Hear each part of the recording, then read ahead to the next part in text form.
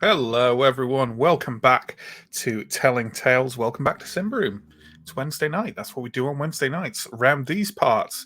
I'm going to just get the promo out of the way before I start introducing people and running through recaps. So, if you check the links below, you will find a way towards our YouTube and our Twitch. You're watching this on one of those two. Please check out the other one. Our Twitch is where you can catch us live, and our YouTube is where all of our previous VODs sit. Hundreds of hours of wonderful actual play entertainment for you. Asterisk, your mileage may vary. There's also links to our social media, our Patreon, our Discord, if those are the kind of things that tickle your fancy. Please do thoroughly tickle your fancy with them. We run two regular series on weeknights these days. One is, of course, this Symbaroum on Wednesdays. The other is Vason, which takes place on Mondays. That's picking up a little bit of a following now. People seem to like it, so please do check that out. We also run one-shots once a month. Although this month there are two one-shots on offer, one of which happened this weekend just gone, which was the Alien TTRPG and was the third and probably maybe final installment of our Gehenna trilogy. That will be turning up on YouTube sooner rather than later. And the next one is also a sequel to a previous one-shot. It's another installment of The One Ring, which will be playing on Sunday, the 22nd of January. So come join us for that. But that's enough of my nonsense, my absolute nonsense. Let's start bringing on people and talking about what happened last week. Because last week's session was very combat heavy, I think it's safe to say. We're not going to do full recaps this time around because it would descend into, and then I hit them with my thing for this number and stuff like that. So instead, what I'm going to do is give a rough general recap, and then we'll bring on each of the players and they'll talk about what specifically happened to them in the combat with their character. So the idea is our group of fortune hunters / well-meaning sellswords are going up the river Malgamore. They're going to the free religious settlement of New Earthmoor in order to talk to someone who may or may not have talked to another individual who they're looking for, who in turn may have found the location of the fabled lost city of Symbar. On the way up the river, they camped overnight after having seen sort of signs that maybe someone was following them, or at least someone was in the area. And this turned out to be true because they were attacked by members of the Beast Clan, a warped and corrupted tribe of clan folk who they encountered in the last arc of Throne of Thorns, Wrath of the Warden. And turns out they're still alive and they're still violent and vicious and powerful enough to nearly cause a total party wipe, apparently. So let's bring on our first player today. Let's bring on John. John plays Sir Arindar, last son of House Dar, owner of a wonderful pussycat, and also duelingsman, as they call it in Nowhere. I think that's the official term. Yeah. Yeah, absolutely. John, tell us what happened to Arindar during this ruckus. So Arendar didn't immediately notice the ruckus and very almost slept through the entire combat. He's not very observant, especially when he's asleep, apparently. And neither is his cat, which is quite surprising. But eventually he was woken up, probably by someone's scream of pain. And he jumped up, failed to hit some things, got hit a couple of times, and then in the end ran away and hid behind Steo to take someone out as they chased after him. It would have been comedic if people weren't, lying on the floor bleeding. You're on mute. Horribly bleeding out is what I said. So there we go. Let's bring on our next player, who is Stephen. Stephen plays Elindra, former Templar novice turned hacker up of things with a big sword thing. That's an unusual close-up of Elindra, is it? Nope, that's the usual one. Is it? Does she not have a full? She doesn't have legs. Clearly, I've never paid attention. So there we go. Stephen's never specified that she's got legs. It's not been mentioned on stream before, but canonically in my head, she just kind of wheels herself around on a small trolley. Or I thought she might just hover with it is Symbaroum, so maybe arcane power. Just glides along solemnly with trails of broken tendons and muscles hanging off the. Or I think just her legs have not been painted. Yes. Before. Oh, fuck, you're right. Stephen, how did Elindra cope with this this scrap? Elindra woke up a fair bit more readily than Arendar did, and took to hitting things with her big sword thing, as you so eloquently put. So took down one or two Beast Clan, and then rushed to help Revelia, who was kind of being pinned to the ground by another one. Gave a fairly good account of herself. The problem was Elindra had not slept in her armor. And so the hits that she took were fairly brutal. And I think there was also some poison administered at one point. Yeah. So I think over the course of the combat, she managed to get hit for 18 toughness, which is not quite enough to put Elindra down, but it's getting there though. It's real close. Speaking of which, and we'll maybe mention this a bit more when everyone is on, just to get their reading on it.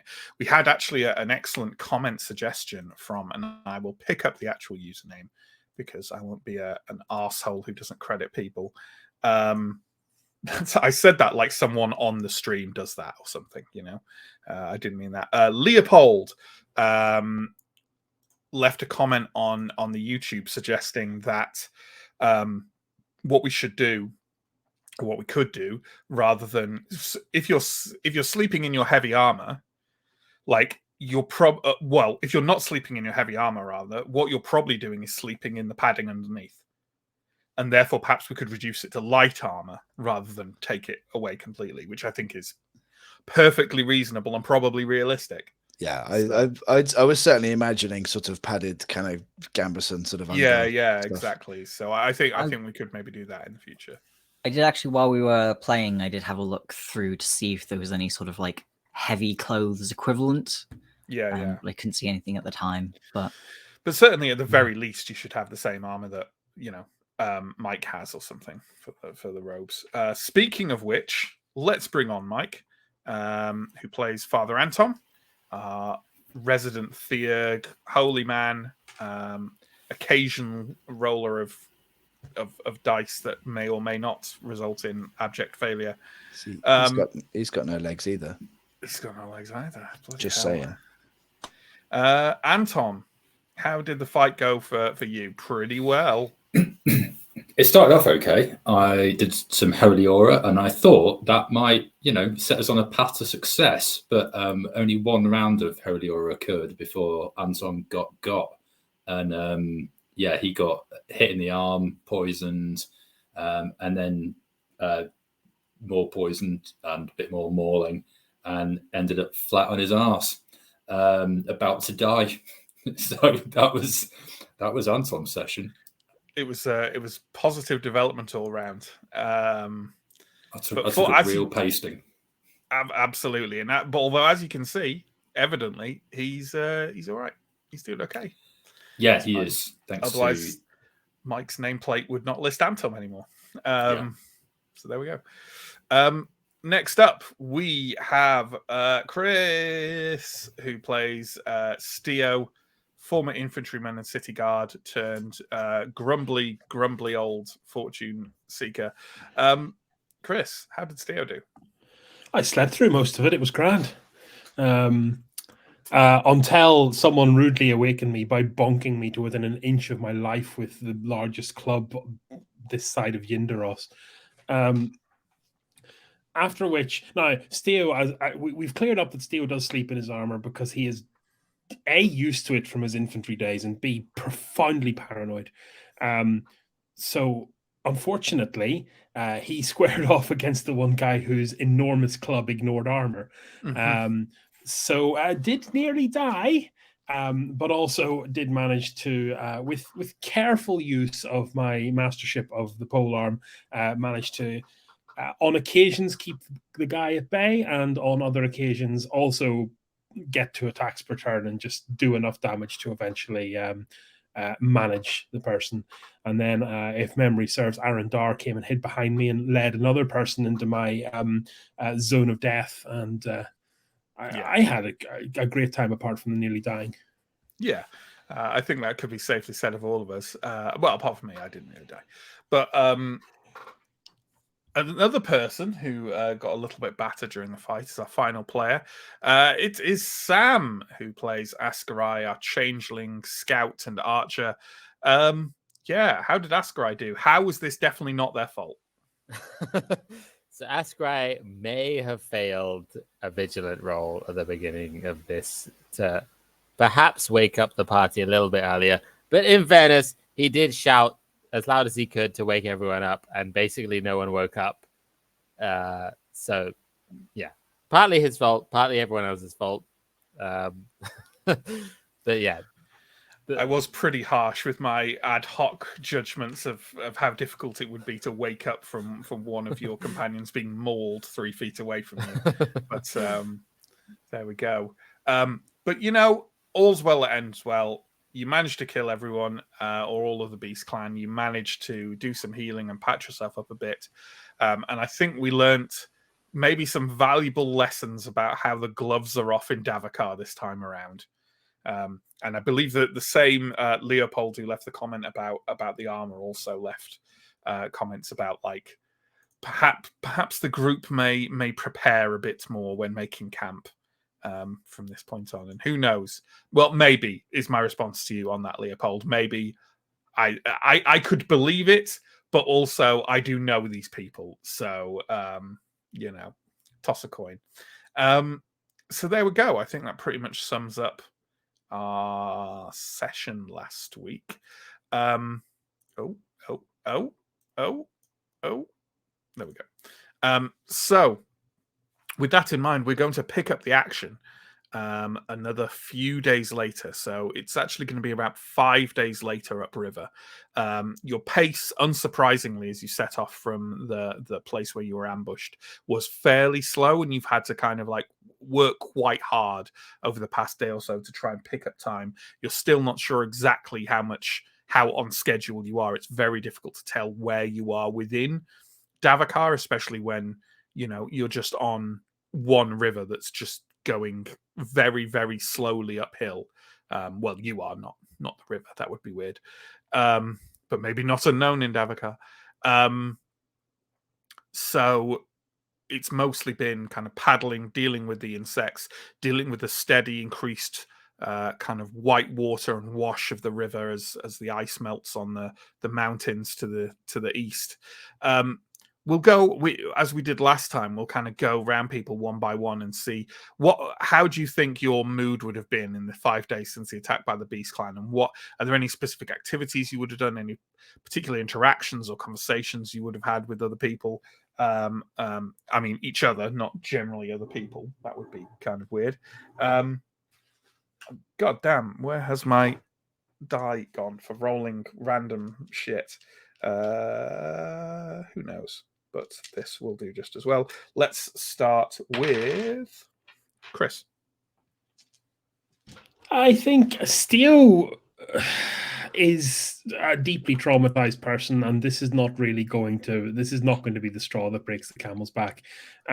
So he's probably just maybe a little more death marchy than he was prior to the incident, but also maybe taking up a bit of the slack and doing kind of ad hoc, I don't know, trying to counsel Aaron Dar from whatever funk he may or may not have ended up in posts nearly getting killed and sleeping through the whole event. I suppose, yeah, that's about it. I suppose I'm also kind of trying to make myself familiar with the place by trying to kind of pick out spots that I remember from our last time up here, like the jetty and the jetty with the hawkers and maybe the old encampments where we camped that one night, but we're probably nowhere near there yet. But that's not going to stop me from looking. Well, you know what, Chris? Give me a vigilant roll at a +1. I think I'll feel that. Oh, it's even. I succeeded. You absolutely spot the jetty where the traders were as you pass it. I'd say you probably don't spot the place where you camped and encountered the other fortune seekers and the Omulkun. But that jetty is still absolutely there, and is in fairly good condition. The traders are not on it at the moment, but you see some signs there, some footprints in the mud. And some maybe the remnants of a camp on the shore that seem to indicate that someone has been there in recent times, possibly even in the last few days. So I think I'll use that knowledge to try and cheer everyone up and kind of remove some of the mystery from our location. Sure, absolutely. In fact, would you like me to show you on the map where you think you might be based off the back of that? Yeah. Let's do that. Let's do that. Let me share this map. There we go. So, if we take a look on the map here, I believe the jetty is here at the Earth Towers. Let me double check the key in the Carvosti book to make sure I've got that right. Yep. So this ruin, which is a little bit off the river, is called the Earth Towers of Blackleach Rift, which long-time viewers will know is the ruin that the original group of player characters was heading for back in the prologue. And it's like a very large, complex set of ruins, one which has been greatly laid bare by the depredations of various fortune seekers, but which is still rich enough that people regularly go there as big expeditions. Hence the jetty being in place and the traders there last time. Like I say, you can't see any particular sign of anyone here right now at this very moment, but some recent activity. But that is where you are roughly. New Earthmoor is here. Yeah, that's about it. There we go. Cool. That puts us about a third of the way there. Yeah, I'd say so. Okay, with that in mind, let's go to our next individual. So, Sam, how do you think you've been spending the travel since the encounter? I think Ascro was one of the less banged up people, so probably felt, and also was on watch, so probably felt some responsibility for being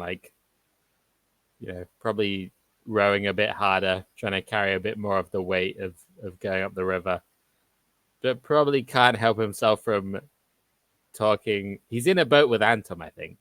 So probably can't help himself from talking a little bit about the guy who was about to execute Antom and being like, oh, that guy was really about to kill you. And he was just about to do that until I shot him in the head. That was really close. God, that could have gotten so bad if I don't even want to think about it if I hadn't have shot him. God. A little bit of teasing, but mostly just paddling hard and feeling slightly guilty that didn't do a better job of being on watch. Sure. Well, then let's hop to a different player, and we will go with John. Aaron Dar, how are you doing? I think Aaron might be a little bit upset with himself that he slept through such violence against his friends. But I think what with just the general passage of time and also Steo's whatever encouragement Steo does, I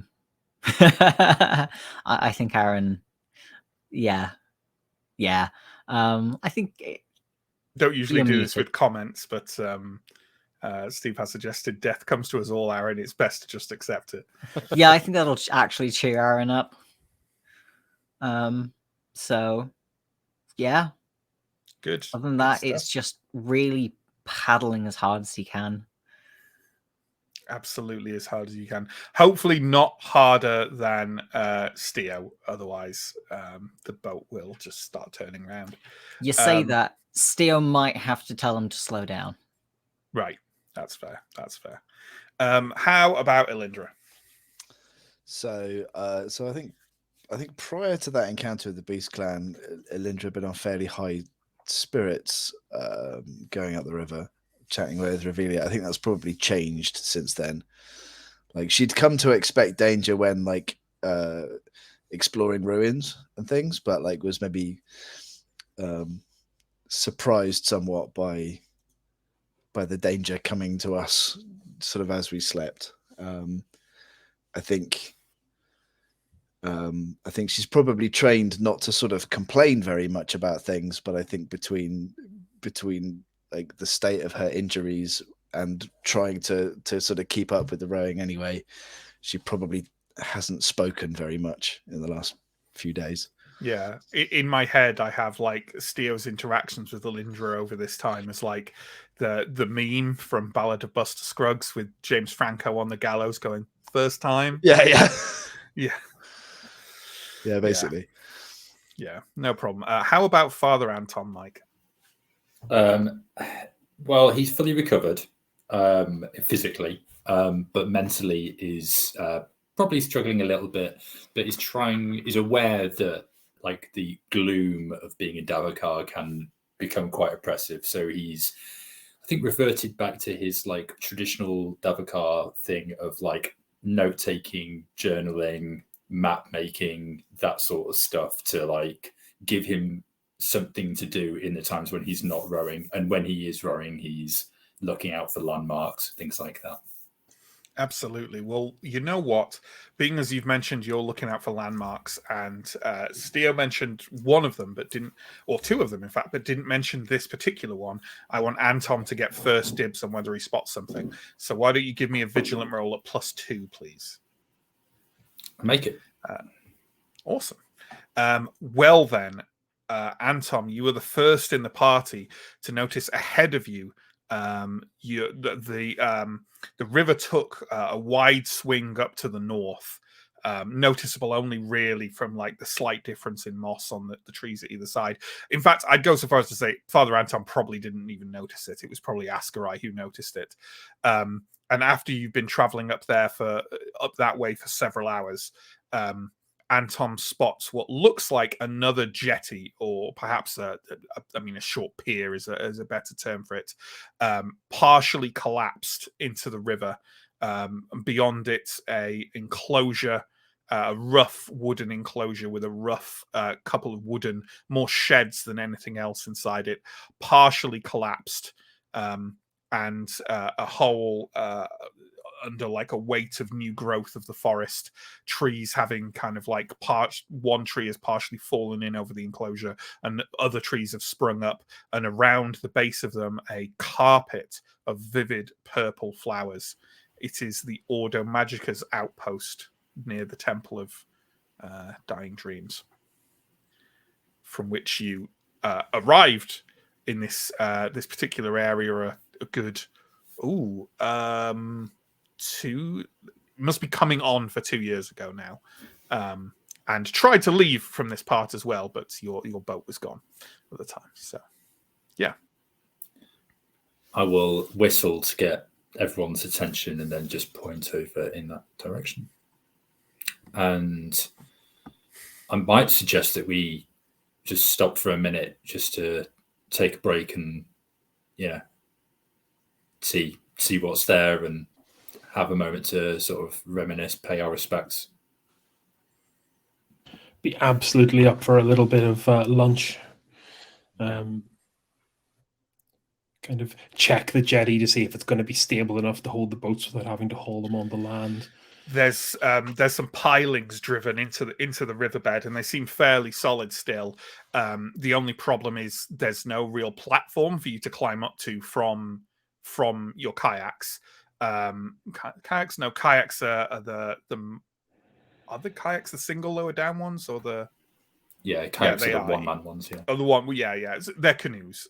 So you can't really clamber up from your canoes, so you're either going to have to try and grab a piling and sort of heave yourself onto land from there, or just go kind of screw it and get out and get yourself wet up to the waist. Sorry, I'll just beach them. Well, I'll just beach them. Yeah, you just beach them. Yeah, that's fine too. You drag them up among the rapidly growing vegetation. There's definitely a real sense of kind of renewed life here. There's a lot of bird noise. There's a lot of other kind of slightly more mysterious animal noises in the near distance, which you're those of you who have travelled deep into Davokar before are well used to. And there's a sort of, when there's that scent in the air when spring is kind of just starting to arrive, kind of like that loamy, that earthy scent that it seems like, oh, that smells like life and greenery, and with only a real hint of rotting decay. There's a lot of that. Surprised the Ordo Magica didn't keep this place on. Seemed like they were going to stay. The amount of resources they spent getting all the material up here. Yeah, but I'm not surprised they didn't want to come back. Didn't go that well from the first time. I am not suggesting we walk up the path, but I do wonder how that goblin encampment is getting on. Yeah. Last time we came here, we arrived with FNA. God. Sad times. Alindra and Aaron, this is the furthest extent we have come in Davokar as the three of us anyway. And what I think we told you in some of the parts of the horrors and wonders we experienced there. But well, if it were later in the day, I suggest camping here, but maybe just a lunch. I have a feeling that the first time we were here, we encountered some Jakars in the area, terrorizing some of the Ordo Magica people that were in the hut. So we should keep watch very carefully. Well remembered. Is there still a hut? There is still a hut, but it's partially collapsed. Okay. I can't imagine it's still more sheltered than out in the open. But I can't imagine they'll have left any more valuables, given we looted the place quite well last time. Yeah, Forests. Still a well protected place to have a short break, I think. I suppose it's always possible that someone else has used it for shelter in the meantime. That's true. That also means we might be walking into someone's trap. But so this was what? Sorry, no, you carry on now. I was going to say, so this was a staging post for an expedition into some ruins to the north. Exactly. More to the east or southeast, in fact. But okay. Yeah. And quite well appointed at the time. Didn't find anything of interest, or they found it all, didn't we? They basically all died. A whole Ordo Magica expedition, only 2 survived. And even those 2, I mean, they may have survived without us, but I think they likely returned on the boats that we brought. So they were shook, the pair of them. Yeah. Marla and Plendel. Marla and Plendel, well remembered. A cursory lunch and then cursory investigation and then lunch. Sure. Again, well remembered, Michael. Though I suspect you were reading off from a character list that you've written down, which is cheating. No, but I said well remembered last time. But you know what? On reflection, I don't think it was Jakars. I think it was Meerkats. The Jakars you fought in The Witch and Familiar, but the Meerkats. I think it was Meerkats here. Could well be. I didn't have that in my notes. Yeah. So you said a cursory investigation. Who is going to take a look around? Yeah, I'll take a pace around the perimeter. Sure. Oh yeah, and someone in chat had made a good point I was going to make as well. As for what you found here, Steele could simply have hefted his spear. The spear came from the tomb. The spear is its own backstory. That's all we know about it. Exactly. Okay. Well, if Alindra is going to take a walk around the perimeter, why don't you give me a vigilant roll? Sure. Any modifiers? Nah. That is a fairly solid fail. Okay. Is anyone else also going to take a look around? I'm going to check the inside of the camp quite thoroughly for signs that people have been using it recently. Sure. Give me a similar vigilant roll, please. That's a fail. I love how it's always the people with the worst vigilant who are putting their names forward, while our literal eyeball on a stick is sitting there going. That's great. Sits and trolls his subs for 5 minutes while everyone else. Wasn't there like a fence or a wall around the hut? There is, yeah. There is like an enclosure. It's like there is a hut, and there's a little shed over to the side of it, and the whole thing is in like a wooden enclosure. Nothing that would seriously prevent assault in any way. It's like 6 foot high or something, but it is there. It's partially falling over in places, but yeah. I think Asgard would he'd take a look around the enclosure before Sure. sitting down to have lunch, but something. Sure. Well, go ahead and give me a vigilant roll. I still have the map for it if you would like that up, by the way. Ooh, yeah, sure. That's why I did pass. Wait, hang on. You'll just have to imagine that it's more there are gaps in the fencing and bits have fallen over, but that's the rough idea of it. So Ascarai, while walking around, there's a couple of things you notice. First off, as you're walking around the main enclosure, you those purple orchids that I mentioned that you saw on the way in. I'm hoping that our wonderful memories are also reminding us of seeing those purple flowers here before. They are giving off a very kind of sweet, slightly soporific smell to them. Nothing that's going to affect you or suddenly turn into an encounter with evil poisonous flowers or anything. But it's definitely notable when you get into clusters of them and kind of move the grass around them. They definitely give off quite a heady scent. And also, as you're walking past the gateway, which is probably the part that's most collapsed about the entire enclosure, and looking out, you can see that the forest really looks like it's come much closer to the enclosure, and saplings and bushes are sprung up all over the place. But you do notice something that makes you stop and pause a second, which are small 1 or 2 foot swaths of grey, lifeless wastage running through the forest around the enclosure, kind of sporadically laid out. There's one a few feet in front of you. There's another one kind of 20 foot over to your left. They look like they're kind of weaving in a pattern. Not a specified pattern around the enclosure, but it looks like they are all connected. Little tendrils of lifelessness running through this forested landscape, which I'm sure can't help but remind you of something else you encountered when you were here. Yeah. Does it look like the same kind of thing, but on a smaller scale? Oh, yeah. Okay. I think there are purple flowers kind of sprung up in more concentrated numbers where it is. Asgrai is going to pick a couple of the flowers and just have them with him in his pocket. And he will say to the group, he'll say, to the group, but specifically to Theo and Anton.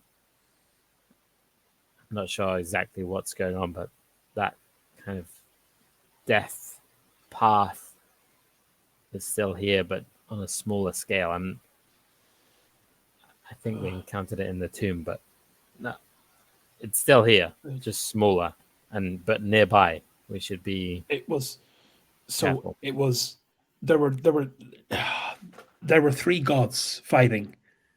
Zenatha, the creature of darkness, the king, tapped by spear, and the creature trying to steal the spear, and this would indicate that they're still fighting, just having lost a great deal of their power.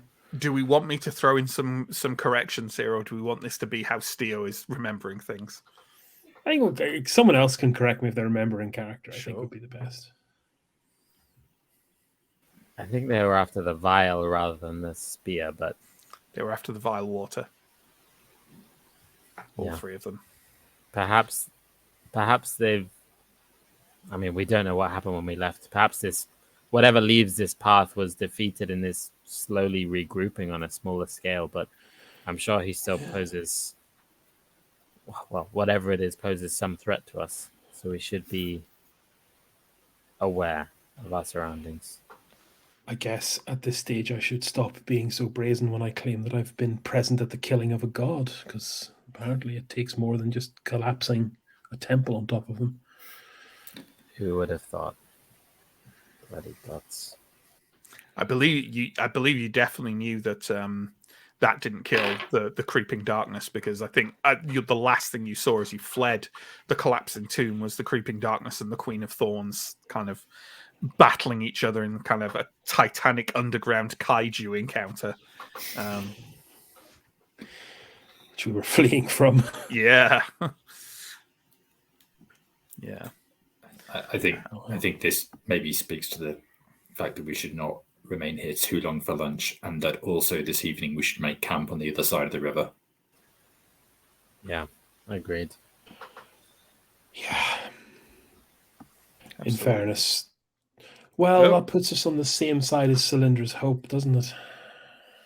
No, the Cylinder's Hope is south of here, and south quite a way of here. You see, on it's the like same side of the temple.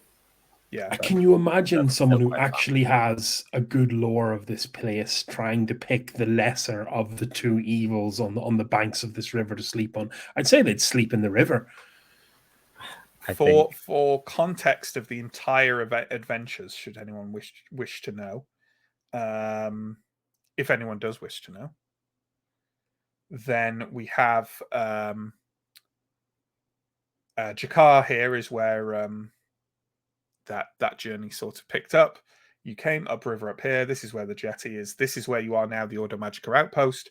The Tomb of Dying Dreams is probably like here or something, like just slightly to the southeast. And then you're on this kind of southeasterly side of the river here.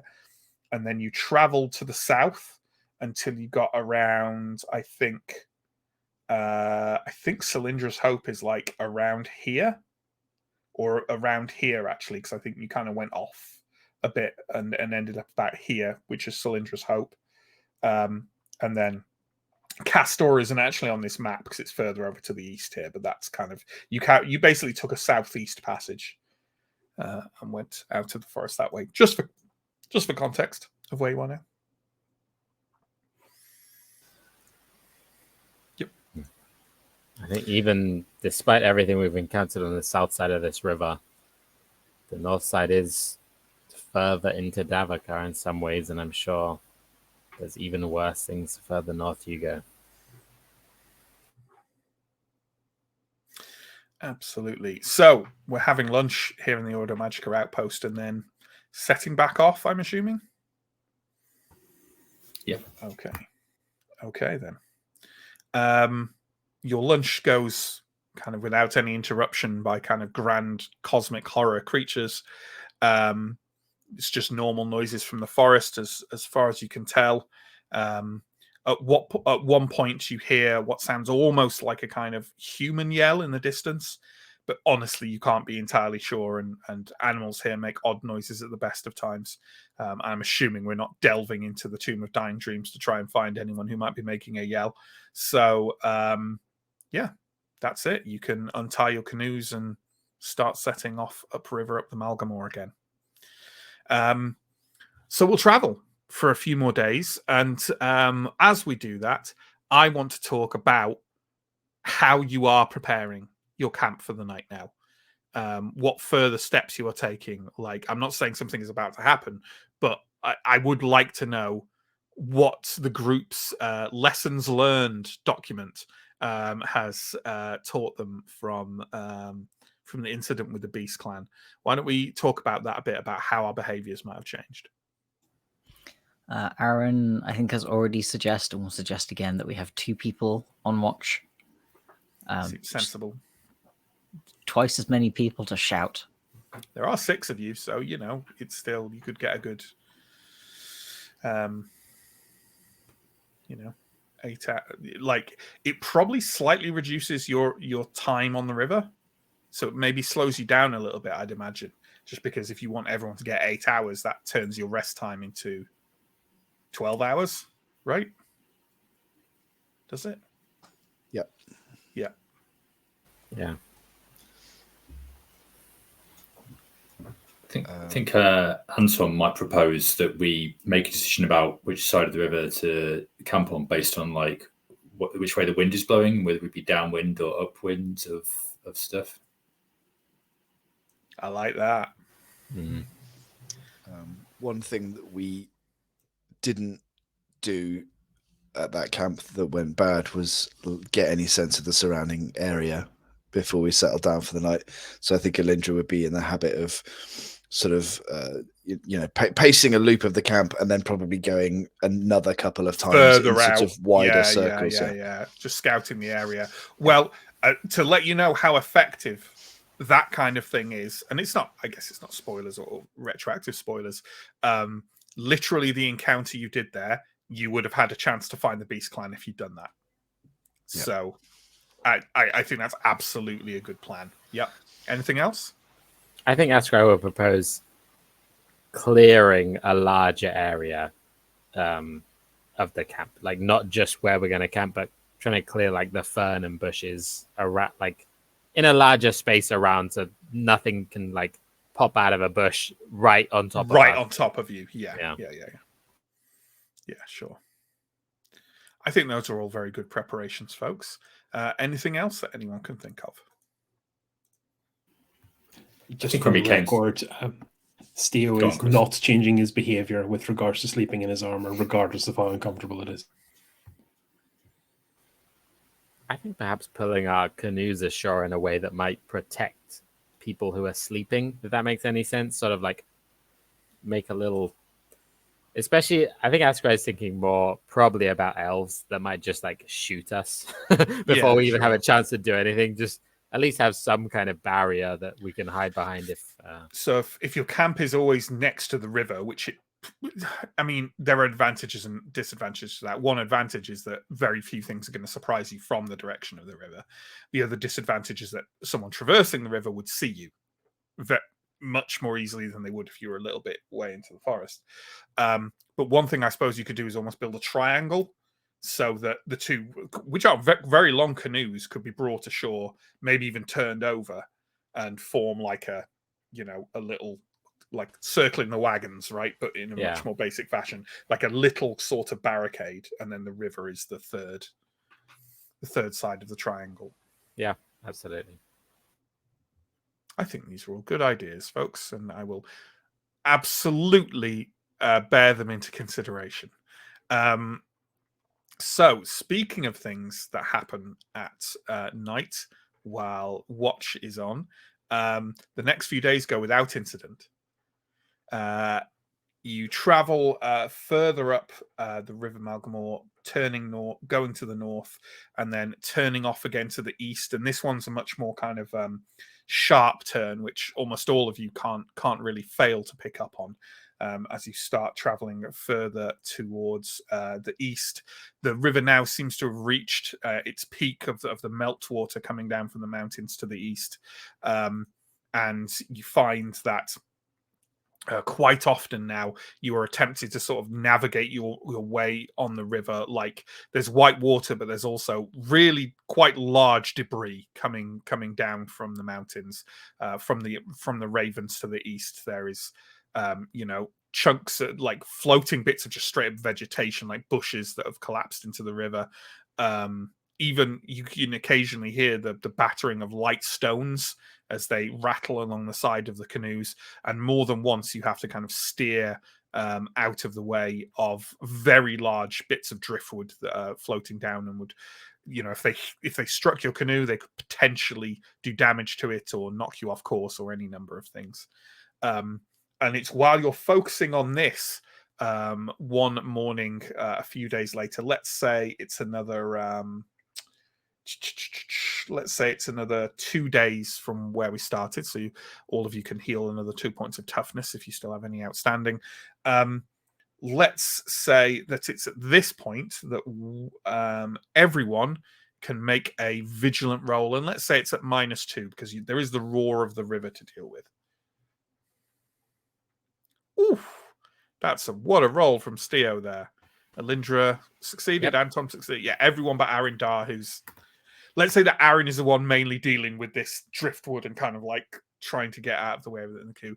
Everyone else, you hear around a bit of a bend in the river ahead of you. You hear what are unmistakably human voices speaking like in a raised fashion to each other, but you don't catch like a sense of anger to it. Also, from a couple of little snippets of words, you think they're speaking Ambrian.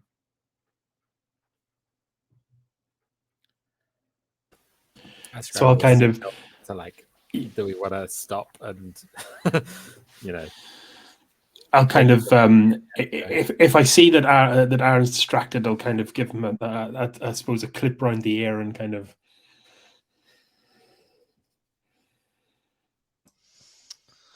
So I'm gonna look around at the people on the other boats without making sort of a noise and try to get a sense of whether we think that we want to go directly up the river and see what's happening, or whether we want to sort of, whatever the boat term is for pull over, and perhaps approach more quietly. Askra is definitely motioning to pull over, to get up on what. I don't know if Askra has any sense of which bank they might be on, but he'd be suggesting to pull over on the opposite bank. But if not, I don't think at this point you can tell which bank the noise might be coming from. Okay. He'd be suggesting to pull over on the south bank, I think. Okay. Yeah. Do we think we're approaching the point in the river that if you were going to Fria Maroon, you might peel off and go north? Absolute first prize to Alindra. I'd say you can roll cunning for it, but you know what, Stephen? I think Alindra has to roll cunning for it rather than Stephen. Okay. But you can, because you came up with it, Stephen. Give yourself a +5. A +5. That is a pass then. You think you're at exactly the point of the river where you would expect, and you know it's a lot closer to the river than Fria Maroon is, specifically where you would expect the Sun Temple to be. Oh, okay. Yeah. I forgot there was a Sun Temple sort of on the way there. So let's try and moor up on the south bank, sort of before we get round the bend, and see if we can approach. Yeah, because we can reference the map we got from what's his name? The Pilgrim Camp leader. Oh gosh, I always forget his name. Edrefin. Yes, you got a map from him, right? So I can't remember. No. Did he sell you his map, or did you just copy it? But either I think he just showed us his map. I think he showed us his, and then we bought a map and tried to reconcile. We do have a map on us, and we know that, like, because I kind of figured like we've definitely gone north for a bit, and then we've kind of going more east, and so absolutely, and that kind of rounding to the east is exactly on the map where the Sun Temple is. Yeah. Okay, so yeah, let's moor up and see if we can get closer without drawing attention to ourselves. No problem. You moor up on the south bank. I think Askra expressed a preference for, and you sort of make your way through a patch of trees to where the river rounds. And I won't make you roll for anything. Ahead of you, through the trees, across on the other side of the river, and this turn where the river is actually quite a treacherous little bit of it. There's like a circle of white water there that is spilling water up the shore on both sides and leaving vast piles of driftwood there. And not far from that is another jetty out onto the river on the north bank. It is much more big and well made than the other one by the Black Towers, but it is also being absolutely hammered by this spring whitewater. And you see that there are a scattering of individuals standing on and around it. Every single one of them is wearing church robes. They all, to your eyes, Anton, look like probably novices. And one of them has like a hammer and nails and is sort of lying on this pier and sort of trying to conduct repairs on a piling that seems to be going awry, while one of the others is literally holding onto their legs so they don't get swept away by the waves that occasionally sort of break over the side of the pier, and the others are sort of standing around offering helpful guidance and just kind of talking with each other. But the reason they have raised voices is to talk over the sound of the river. Essentially, you can see that further up on land from the pier are quite a few tents, and at least one quite ad hoc, but fairly sturdy looking large-ish wooden building that honestly looks quite like the Order Magica hut, but bigger and more well made. And there are a few people like stood outside that, one of whom appears to be buying something from a little stall outside that seems to have been set up like the world's smallest marketplace. Well, I don't think that we have anything to worry about if we wanted to make our presence known. No, I also don't know if we had plans to stop here. If anything, I thought we perhaps had plans to steer clear of this part, to keep moving along this part of the river for fear of running into the Black Cloaks coming up behind us. Which is an extremely valid point. I just wondered if we did want to ask these individuals if they know of anything that we need to be aware of further upstream to the east, because I think the last time we were here, there were rumors of, forces moving around and trouble brewing and things like that, and information might be valuable to us. Just bear in mind, we're probably the breaking of the wave of the information from Ambria, because we are one of the earliest groups to have set out east. So keep tight lips. But I think we're not going to get any more friendly harbors in Davokar, so we should take the opportunity. Maybe just a late lunch, or maybe we stay the night. I don't know. Is it a good idea to tell essentially a whole sun temple that we're going to visit a heretic village? No, we're adventurers. Correct. People are used to keeping secrets about where they're going in Davokar. That's part of the trade. You don't tell people the ruins you're investigating. It's late afternoon, by the way. I think our story is that there is a site further to the east, but on the south side of the river that we have been tipped off about, and that is what we're going to investigate. Okay. Saying that, they might see right through us because every other fecker has. But if we're the first, then they might not. Okay. But even revealing that we're going to the east might tell us if we are the first or not. So we know nothing of Elmendra. We know nothing of New Earthmoor. We're following some completely unrelated tip. Until they tell us, we know why you're really here. You are going to New Earthmoor. Yes. I think it's entirely possible to be in the forest at this time and not be aware. I hope so. I really hope so, because I'm starting to feel like that's not the case anymore. If we really wanted to, we could perhaps carry our canoes over land and simply avoid them altogether. Oh. I keep thinking of these little things that they won't think of, and there we go. The word portage is floating over the horizon, like a beautiful solution to getting past this honestly almost whirlpool that's for a lot of problems for this pair.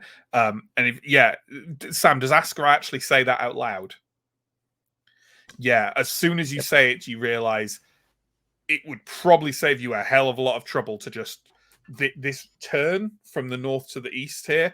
If you just carry your canoes, though, maybe 50 feet through this patch of woodland to the other side, you could go back in the river beyond that massive swirl, that sort of small maelstrom that has formed at the river's turn, which would be really fucking good. Are we suggesting going upriver and then paddling back downriver to pay these people a visit from the east, or are we suggesting bypassing them entirely? I think the idea would to be like, I think Askarai was proposing that if you did want to avoid them, you could do that. Yeah. But you have all swiftly realised that even if you don't want to do that, portage is a really good idea, because basically there was going to be a scene where you'd have had to make a lot of rolls to make it past that swirl of water. So if you decide to carry, like, and I'm not like, as soon as he says that, you realize it's a good idea, because it does not look fun. Because look at this river. Yeah. Okay. Yeah. But if you brought yourself back onto the river and just went literally over the river, you would be at the pier as well. Like, it is a good idea whether or not you want to avoid them. Arendar, what do you think we should do?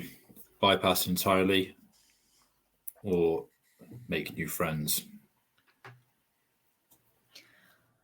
I mean, the way that one's hanging out over the edge of the pier is kind of makes me want to jump in and give him a hand. But maybe we don't have time. I definitely maybe advise we want to against leave jumping in. as little a trace as we can. Last friendly port in a storm. Do we need any supplies? That's the other question. I could be convinced that we don't need to stop here and give information or get information, but historically, in this accursed forest, information has been worth more than any Symbaric coins we've had. I think we'd be foolish not to start. I just want to raise the point that we should receive more information than we give. I agree. If we carry the boats up to the east and come down the river from the east, that gets interesting in terms of what our story is. Like, if we want to find out what's further east, but it looks like we just came from there, we can tell them the truth about that. Honestly, I'm surprised they don't have scouts. Past this whirlpool. If you actually carry the boats just over and literally put them in the river as soon as you're past the thing, they will see you, because you're just opposite where they are. So you wouldn't, if you wanted to go to the east with the boats and then come back down, that would actually be a much longer trip carrying the canoes. Yeah.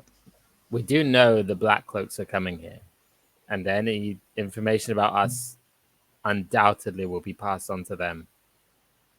It could be to our advantage for the Black Cloaks not to know we made it this far, or to not know when we arrived here, but I do understand that getting information can be valuable as well. Or to confirm the story that I told them, or the truth that I told them, which is that we are going to New Earthmoor, and we are people of our word. I'm just point. In for the hot food. Okay. May even have pints, my friends. It comes in pints. All right, let's go across. Jesus, absolutely. I was clicked away for that, but you may have expressed amusement visibly, but I just clicked away and there was literally just a moment of absolute silence. How dare you make a Lord of the Rings reference in this, not Lord of the Rings? Scum GM. So is the idea that we are going to portage the canoes past the swirl, the whitewater swirl in the river, and just paddle, literally get them back in the river, paddle over, say hello, and see what's going on here? Yeah, I think so. Yeah. Okay. All right, let's have, for the portage, for a successful portage, without doing any damage to these canoes, I want all of you to roll strong, and I want 2 successes between the lot of you. 19 for me. Oof. Hey, look at that. Would have expected it from Steo and Alindra, but apparently Alindra and Arendar are the individuals who've saved this particular portage. Yeah, the other 3 of you, make a little bit of a hash of things as you're trying to heave the canoes through the forest. But Arendar and Alindra, let's say you're the 2 at the front. of carrying the. Although there are 3 of them, so you two and Revelia, let's say, are the ones at the front, and you manage to steer it through the undergrowth, through the trees, not get them stuck, not get them damaged, and reach the other side of the turn in the river in a perfectly fine state, and pop them into the water just a bit further upriver, maybe 10 meters or so from that white water that's causing so much trouble for the pier. As you do so, you see a few of the novices over on the pier sort of kind of nudge each other and point you out, and they look at you a little warily until Alindra waves a greeting, and one of them raises their hand back. They also immediately seem to visibly untense themselves when they catch a sight of Father Anton. And I take it we're paddling ourselves over.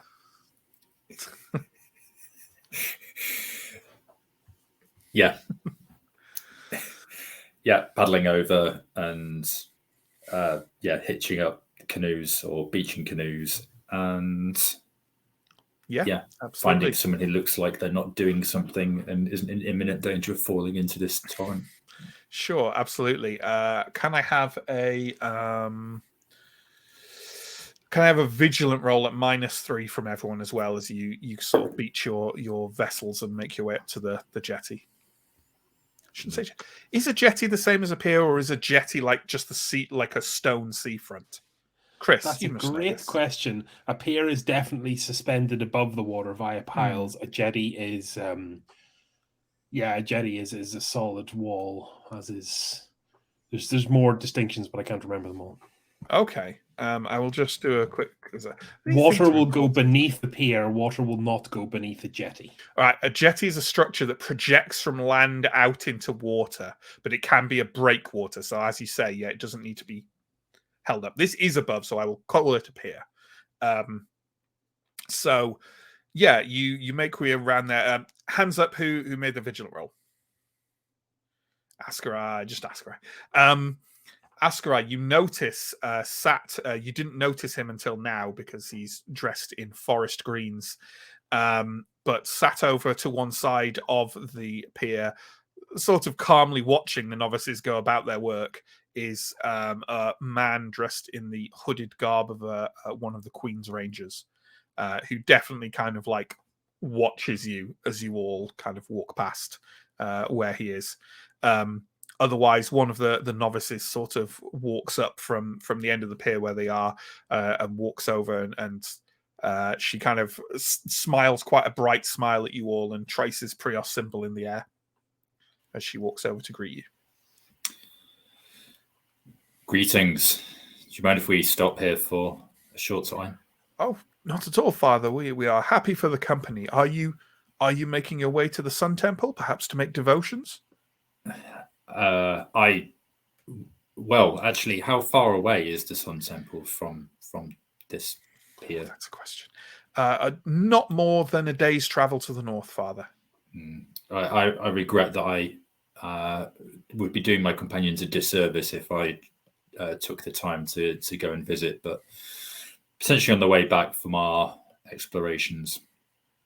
Oh, you are traveling out to the east? Yes.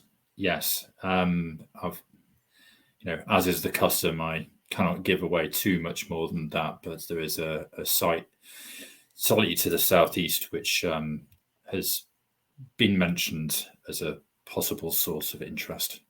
Oh, I understand, Father. I understand.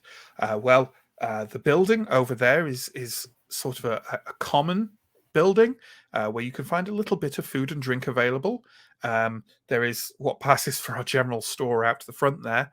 That is all we have here. But there is a safe camp just a few meters more up and around the path if you wish to stay overnight. And all who walk under Prios's light are welcome. But thank you for your generous hospitality. I would gladly take you up on that. I will need to check with my companions first if they agree. But the idea of a nice safe camp and some hot food would be very welcome. She kind of, her eyes kind of glance over briefly to Alindra, and to your tabard specifically, and she nods oddly nervously and says, "Sir Knight?"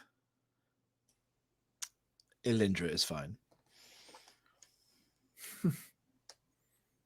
She walks away slightly too fast.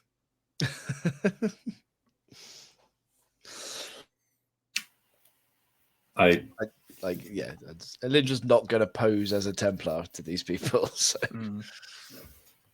That seemed to go well. It does. There's maybe the opportunity to gather some more information later on if we choose to rest here. Might be the opportunity to gather some pints. Yes. I take it are we like turning to go towards that building? Yeah. As you do so, that Queen's Ranger is standing right behind you all. He kind of glances around you slightly laconically, scratches at a scrubby beard that's developing on his face, and says, "Licenses?" That's great. Has his license ready after seeing the Queen's Ranger, and shows him that everything is in order. He kind of glances up at your mask and stares for it for a second, and then says, "Very keen." We've been through this before. He takes like all of yours and looks at it. To his credit, he does seem to actively look over them, and then nods and says, "Looking for all eventualities, I see." Pays to be cautious in the forest. Suppose it does. Traveling east. Yeah. Any news from the forest, from the east? Seems more popular than usual for this time of year. I could say the same for general arrivals here. Going to the east, going to the north. The usual pilgrims, but there's more. Something going on? Oh, I'm so bored and tired. I'll tell you if you bribe me. Oh, That's very forthright of you, sir. The Queen doesn't pay me to give out information. Neither does she pay me to not. And I figure they brew a relatively foul light mead in that building over there. But I'm just about running out of coins. So if you give me some of yours, tonight I can get drunk. I might just cast a look around the rest of the group to see what people are thinking about whether we bribe this guy for information. Oh my God, would someone please pay the gentleman? I'm going to hang on, let me take a look. I'll bring out the probably the lightest you've seen my coin purse and like hand over. I don't know. I'll give him 2 shillings. He'll take the 2 shillings and weigh them up in his hand a little bit and says, "All right. The usual pilgrims, nothing strange about that, even at this time of year. But quite a bit of movement I wouldn't expect.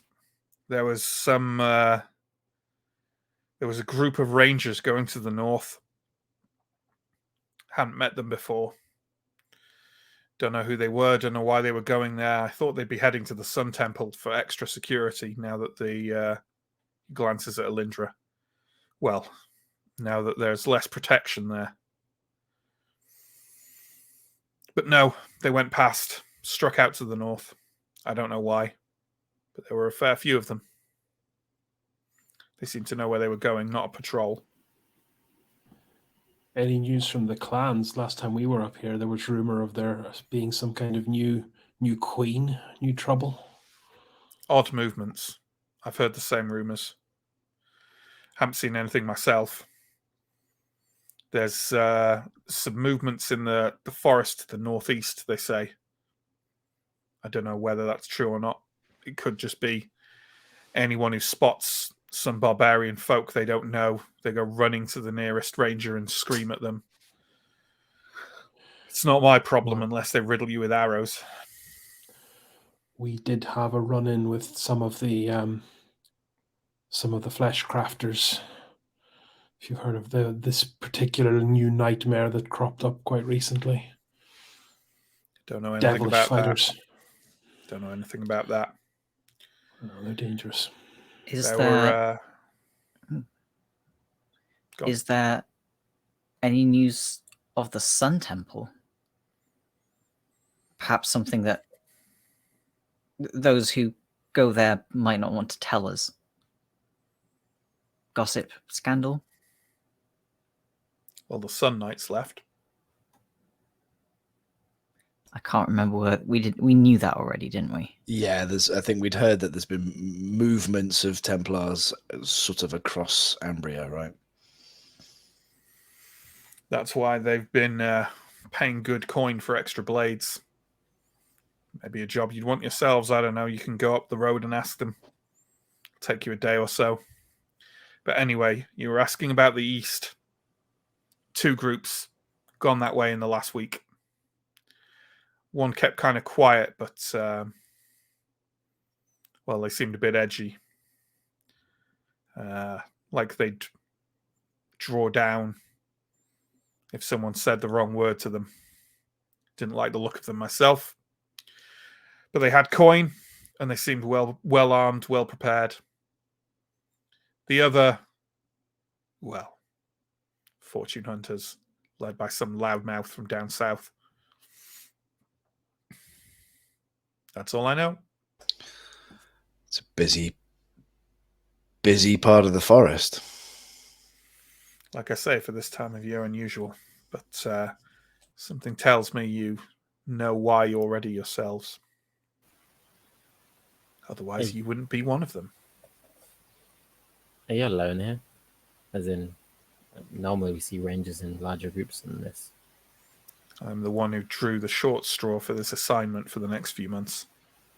I sit here, I watch the novices do a shit job of repairing that pier. When I have money, I drink and I check licenses. And I suppose I use my bow to protect the Sun Temple if need be. Well, at least you're relatively safe with all this excitement going on. But the rest of your time at this outpost goes quickly. Well, tonight will, thanks to you. Speaking of which, he kind of turns on his heel and walks over to the building and opens the door with a creak.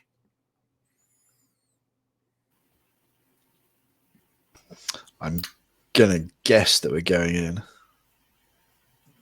Unless we don't want to think fight Steel- Stio. Yeah. Yeah.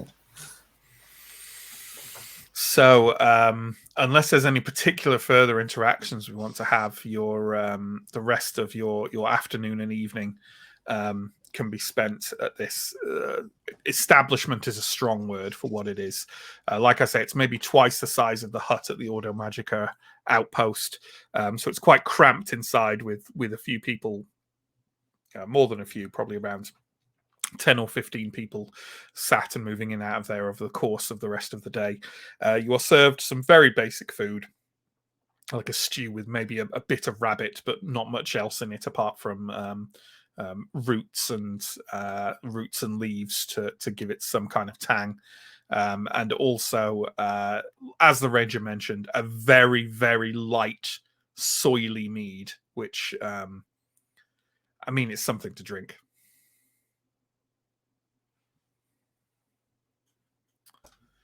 Is there anything else Steel anyone will wants look to do? delighted. I think Astro will bring up wherever we're going, we're not going to be the first there. And we should be prepared that whatever we're trying to find, someone will be there before us, not wanting us to find it because they want it for themselves. Whether it's Almendra, whether it's information from this tomb to the north. Yeah. I think wherever we go now, we're going to be playing catch up. We just have to hope that maybe we have the upper hand in terms of information. Like, we have that connection to Almendra. Like, it seems unlikely. I think even if the other parties out here in the forest don't know Elmendra by name, I think everyone knows the story. I think everyone knows that there is one adventurer and where she's been, and has a pretty good idea about why she's been there. Look, I know maybe I'm not speaking for everyone, but one benefit, and it is a benefit that we have over the other groups, is we're not on some foolhardy treasure quest. We're going to hopefully save a life or two. If we make a bit of coin on the side, that's great. We are perhaps less likely to hurl ourselves headlong into death.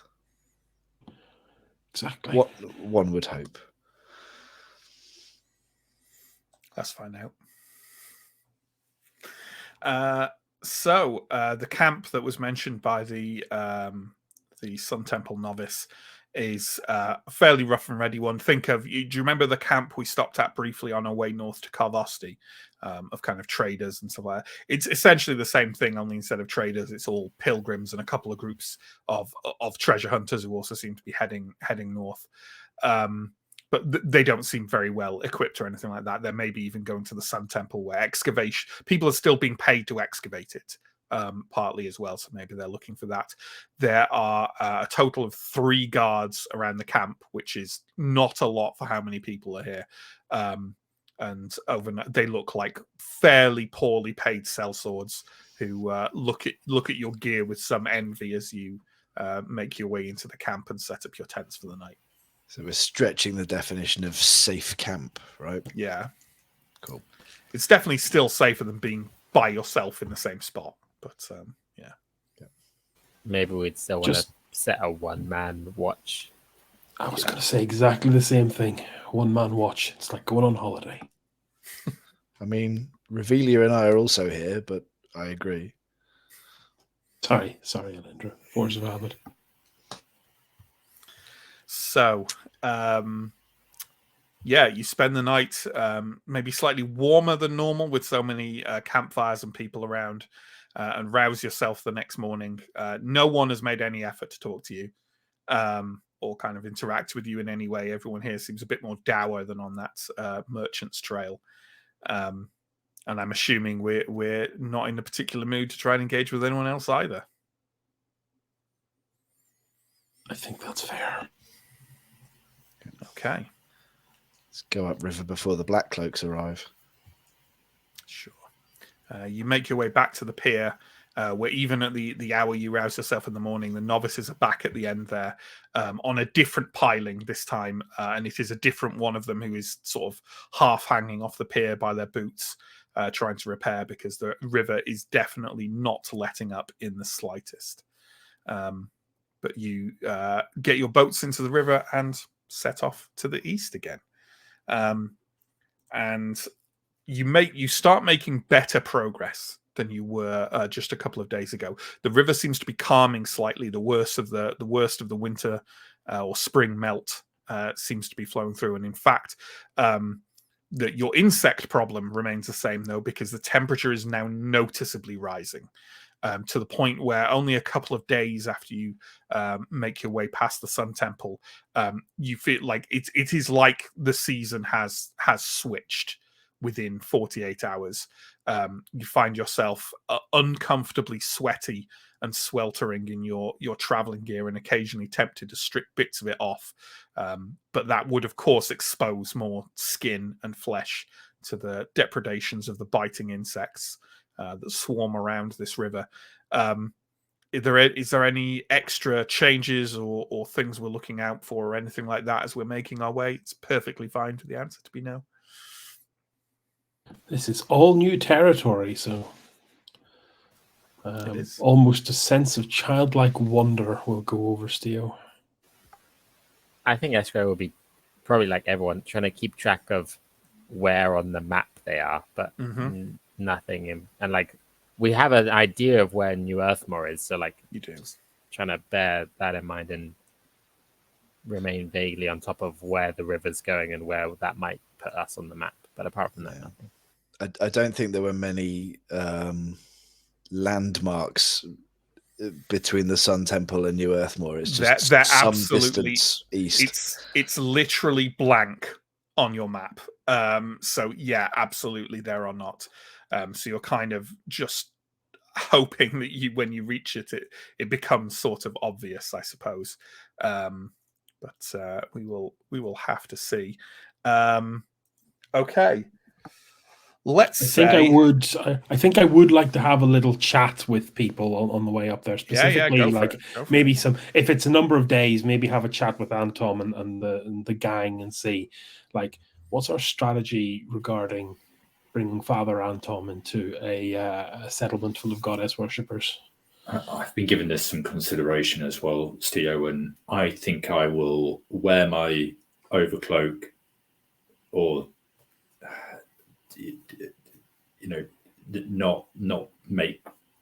not wear my robes, carry them in a pack instead, and really take a back seat in any discussion that takes place. I don't want anything to cause a problem with our visit. That goes with what we've heard about the place as well. They're no fans of our team. I would say though that we should avoid deceiving them.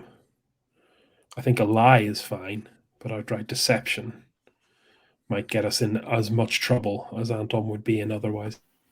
I think that's why I just plan on keeping quiet. It's not even a lie if I just really make my presence unknown. I wonder if we could get anywhere by mentioning the friends we have in Castor. They were of the same beliefs, as far as I understand it, perhaps. Well, I don't know if the Church of the Many is the same thing as a dedicated goddess cult, but at least we've seen their symbols before.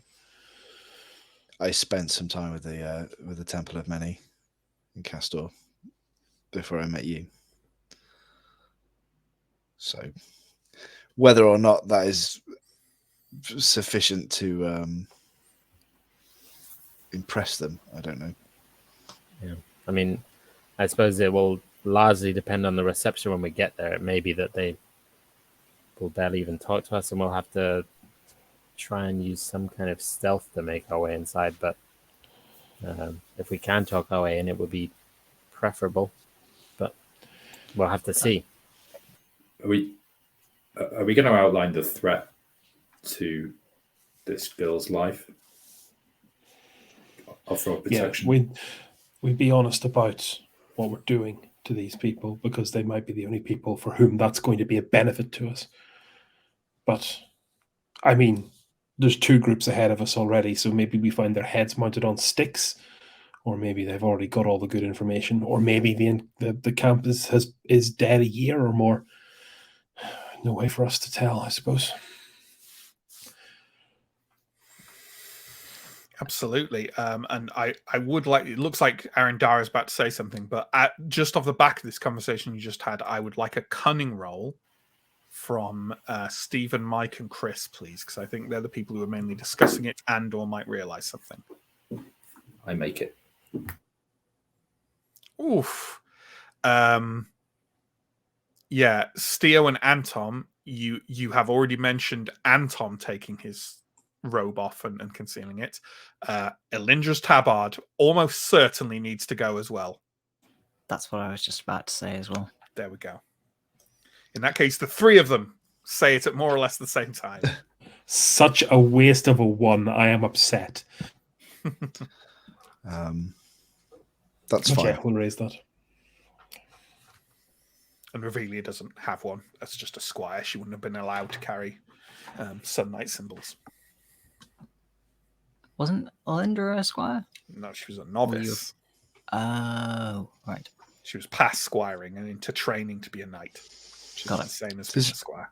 So does Revelia have no kind of Prios symbols at all? Oh, she probably has like a necklace of Prios or something, but she's not allowed to wear like that blazing sun of the Templars. I think technically Elindra's not allowed to wear it anymore either. Oh no, definitely not. But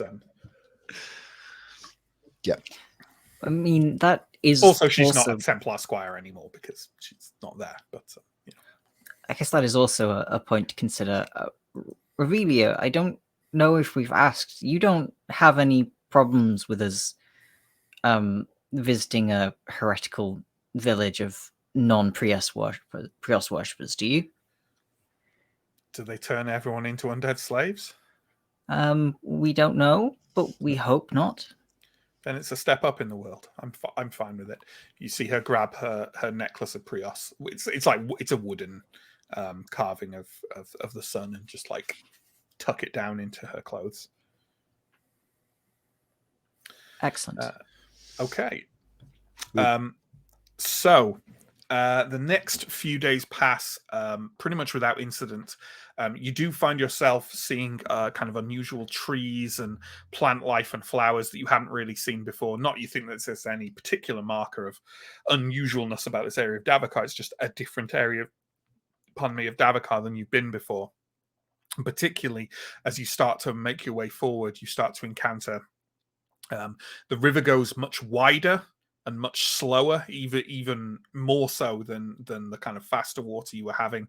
And the edges of the bank start to blur into mud and sludge and patches of odd trees you haven't seen before, with roots that kind of rise above the flow of the river itself, and so the trees are held aloft, almost like having their own kind of pilings driving down into the water. Their branches droop and sway gently, even when there's not much of a breeze on the river. They seem to kind of like be wafted by the motion of the water itself, so that the entire bank is just one constant sort of slightly nauseating sway as you make yourself upriver. And probably I'd say 4 or 5 days later, you see columns of slowly hazy drifting smoke on the near horizon, the sign of a settlement. Everyone can take 5 extra points. I think everyone's probably toughness has probably gone all the way back up by now, but just in case. And Tom is going to get Askarai's attention, and he will do a quick costume change and secrete in his packs like robes and any like symbols of Prios that he has on his person. Okay. Yeah, same with the tabard. Is it on the south side of the river? It's on the north side of the river. Okay. Is that where it was on Edgerfin's map? Correct. Okay.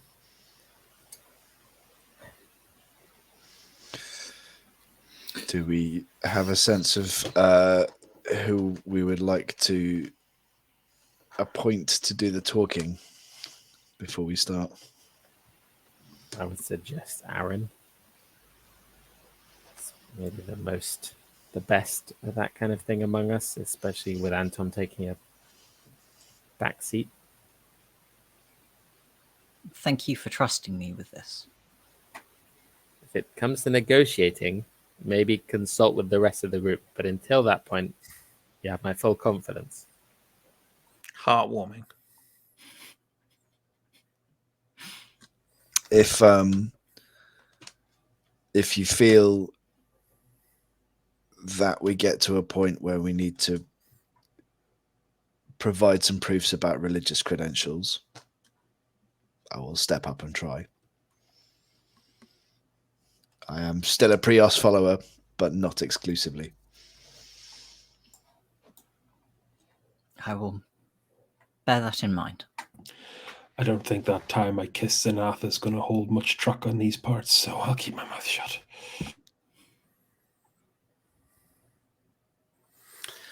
So, as your boats kind of paddle more upriver and bring this settlement on the north shore closer and closer, I would like, and I'm just picking these people based on my inclination of who would pay more attention to these things, really.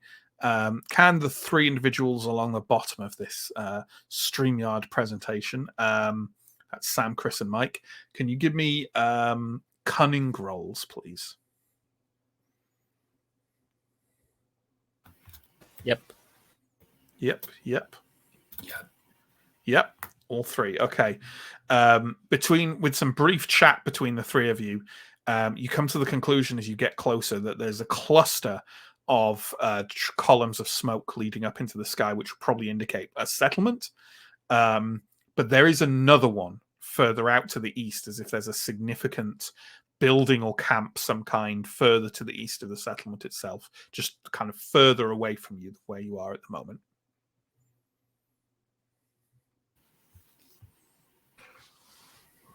Interesting. There were two groups ahead of us. Maybe one is That's where my encamped head's further aside. I still think our primary business is with the closer of the two. Yeah.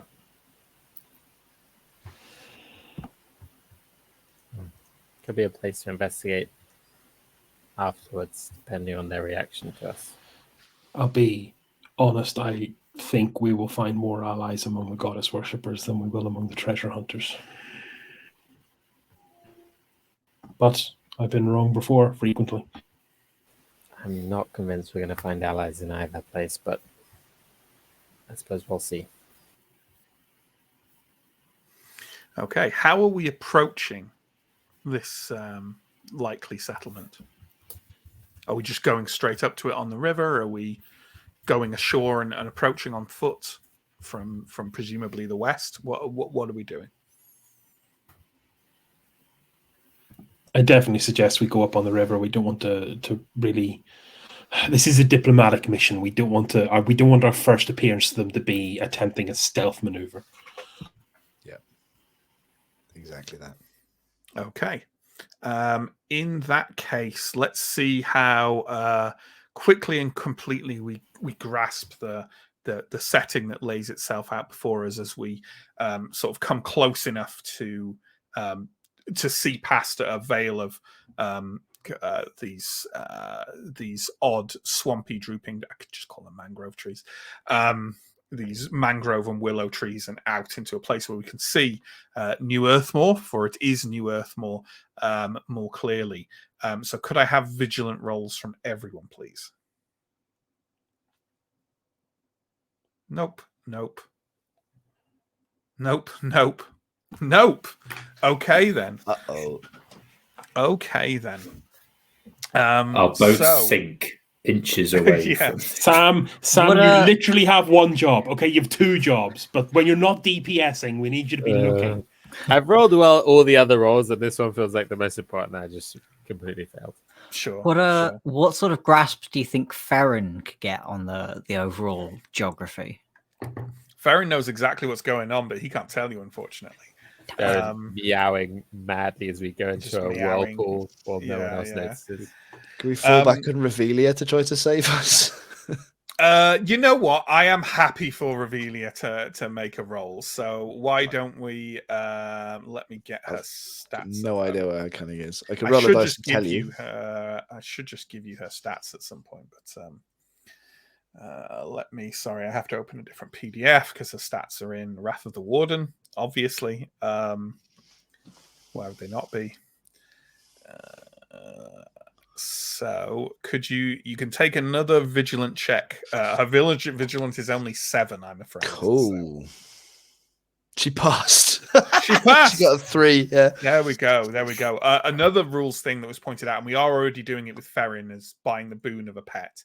But one thing we might want to do is actually acquire a boon for a Lindra of Servant, which would provide Revelia as a fully statted individual who will also gain XP as we go, I believe. So yeah, I will. That's something we could look into. I will make a note that that's a thing to work towards. Although I'm currently saving up for adept level polearm mastery. Sure. So Revelia does indeed, as you're kind of like paddling the canoes forwards blindly, kind of puts her brings her paddle out of the water and sets it across the canoe a second and sort of tips her head as if listening. What is it? What is it? Drums and chants.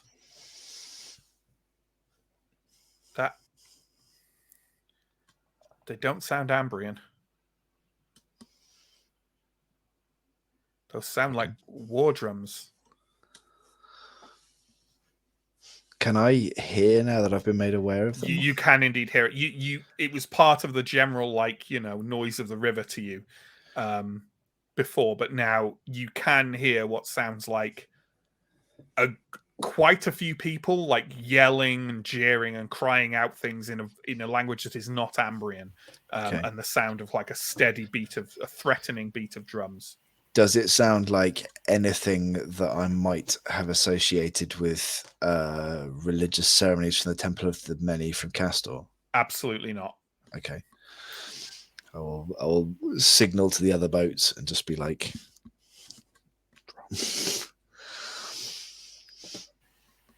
Yes, the international symbol for drums. I should be cautious. Listen, drum. Bad.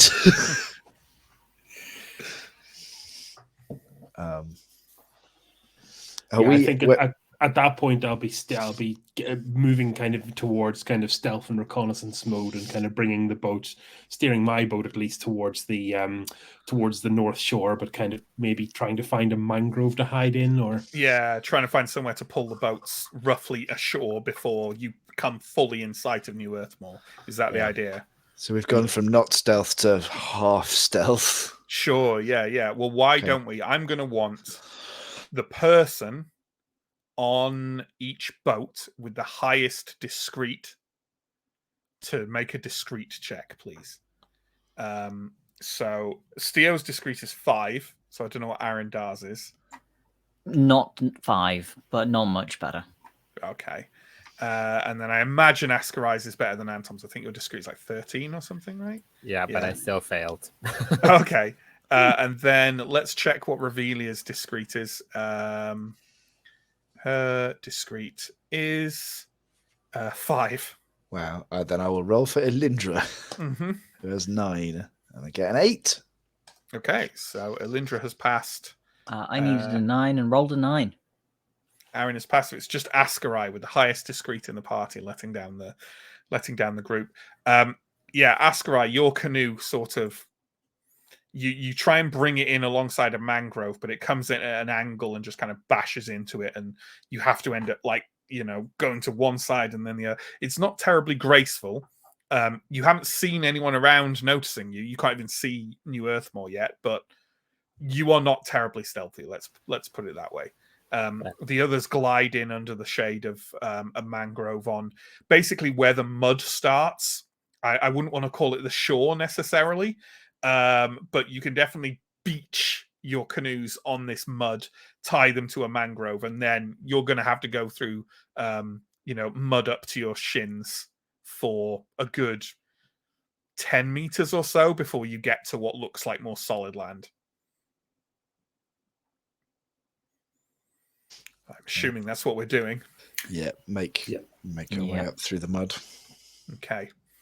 All right. In that case, you find yourselves sort of on sort of slightly soggy but more solid land. The mangrove trees are slightly giving way to kind of willows around you, which drape over the ground and give off like a very heady, full scent that makes you kind of like blink your eyes as the pollen is coming off them. And I don't even know if pollen comes off willow trees, but the seed matter, like the there's gametes everywhere, folks. But some willows give off a kind of like drifting terms of service. You're going to get us banned. I think Filth. willow trees. It's Davokar. They do what I want them to do, right? So these ones give off a kind of drifting white pollen that sort of makes you rub your eye. It gives like itches on your noses and your eyes as you make your way through this clammy, unpleasant environment. What we're doing now, we're ashore, and New Earthmoor is to the east of you. Where are the drums coming from? The direction of New Earthmoor. Okay. You can all hear them now. I imagine we tie up the canoes and then head stealthily forwards. That means Askarai in front, steer way back. What's our plan? Like, if we get there, I know that we don't know who's fighting, but like, I think we need it's to kind of dangerous just to emerge unannounced in the middle of Davokar to like in the middle of a combat. We need to know what's happening here. Like I'm until we know what's going on, I don't know how we can formulate a plan. Look, we need to, I suppose, err on the side of the people who have the information and the people we need to speak to. Yes. But this is once again having to fight between two potential allies. Let's find out what we see. Yeah, I agree. Try and not be seen. If we do end up seen, side with the people in New Earthmoor. That's all we can do, I suppose. Mm-hmm. We know the cult had some truck with the witches, so maybe there's some kind of attack based on that. Reprisals. Or New Earthmoor is preparing for war is another possibility. We should find out. So you are making your way to the east from where you are, trying to keep yourself not hidden. I won't ask for discrete rolls from everyone, but I'm assuming that Askarai is leading the group as your scout. So could I have a discrete roll from Askarai, please? Okay, I need a 13. I rolled a 1. Ooh, lovely. So you you make your way through these willow trees, which do provide quite a lot of cover. They're oddly closely packed for such kind of verdant, sort of splayed out branches and drifting tendrils that kind of cross over where you are. It's almost like moving through, two things like in a fancier environment, moving through a constant set of itchy veils.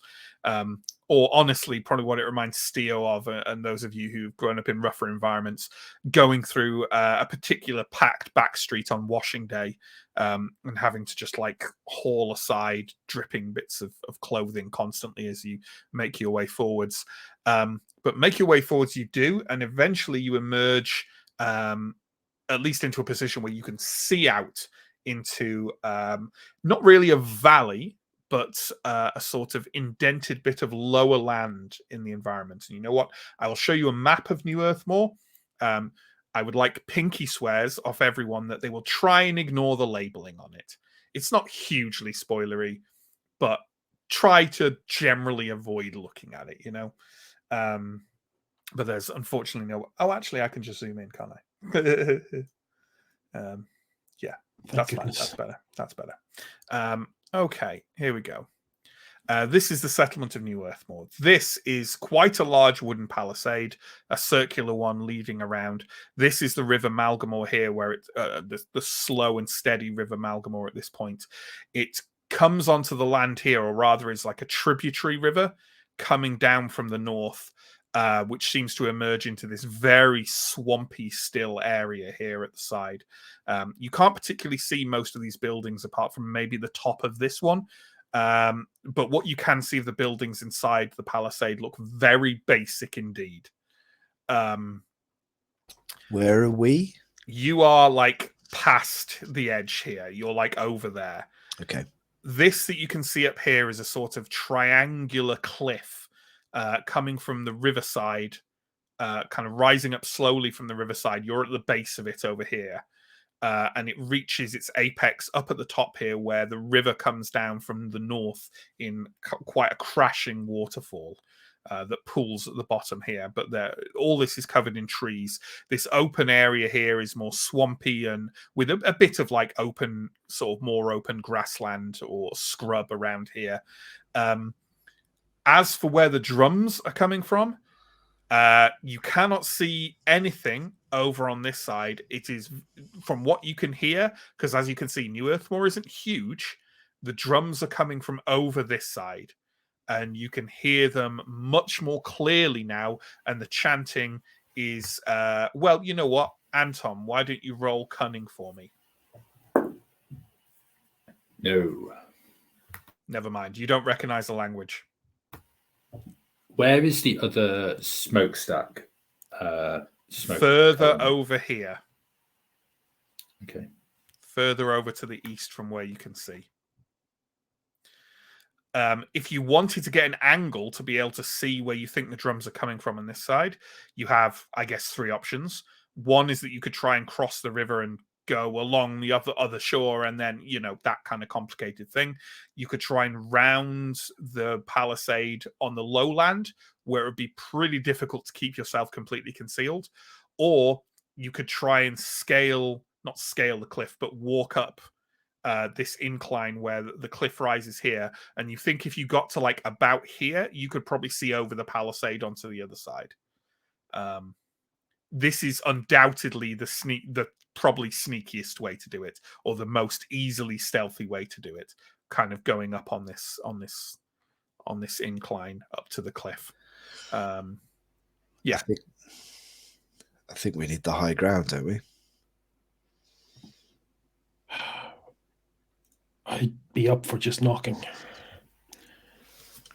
Oh yeah, sorry. There is a gate on the palisade with like a guardhouse, almost directly opposite from where you are on that west wall. But you suspect there's probably more on other sides. My concern there, Steo, is that if they're under attack from the east, they may be twitchier than normal about a group of people suddenly appearing from the west. Assuming that I've read those compass directions right. Yeah, you're coming from the west and the drums are from the east, absolutely.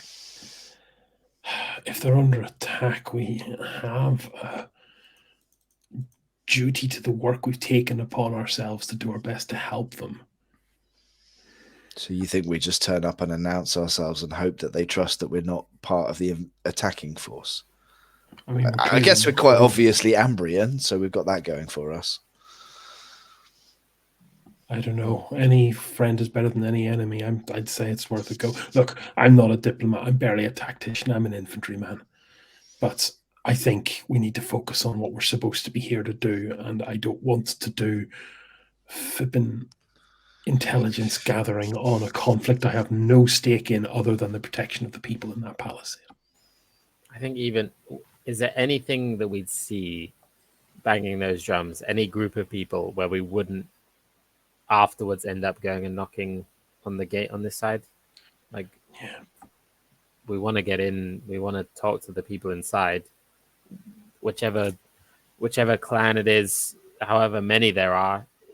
Is there anything we could see that would mean we didn't want to just try and get inside anyway?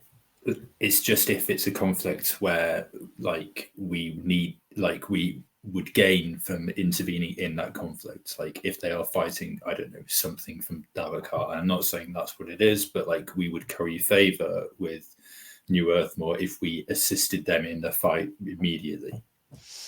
I suppose the thing that might give us pause for thought about going into New Earthmoor is if whatever's on the other side of it is clearly going to overwhelm the walls. If stepping inside that palisade is to be on the losing side. Revelia says, I mean, there's no disadvantage to gaining information, is there? It may also be that just by being up there, we gain some kind of intelligence that may help them. I mean, if they're in conflict, maybe no one's come out and scouted. How long will it take, Matt, to get up? 5-10 minutes. I think it's worth it. Yeah, if it's that short a distance, I agree. Although we should. Most clans are well versed in waging war on this kind of settlement, or not Ambrians, but against other clans. We shouldn't be. We should be aware that they may have scouting parties out. Okay. Oh, certainly. Do we all want to go up? I'll revise the estimate just because I didn't really factor in like undergrowth and stuff. You know what I mean?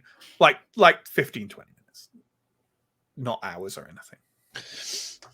Do we all want to go up, or do we want to send up a party that will be fast and discreet? I would say maybe a smaller party.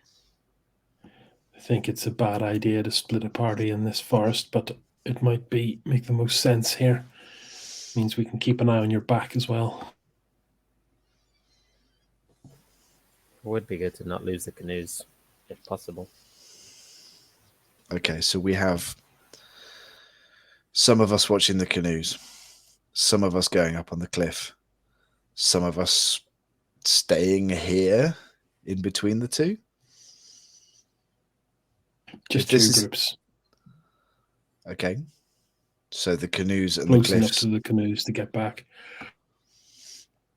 Okay, who's going up? I'm sort of looking at Ascarai at this point. Ascarai nods. I'm happy to go up the cliffs with whoever would like to join me. Aaron, I think can that's you as well.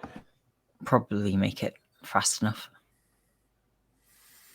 So it's the idea that Ascarai and Arendar go up the cliff and take a look, and the rest of you stay in the rough proximity of the canoes, or at least where you are right now.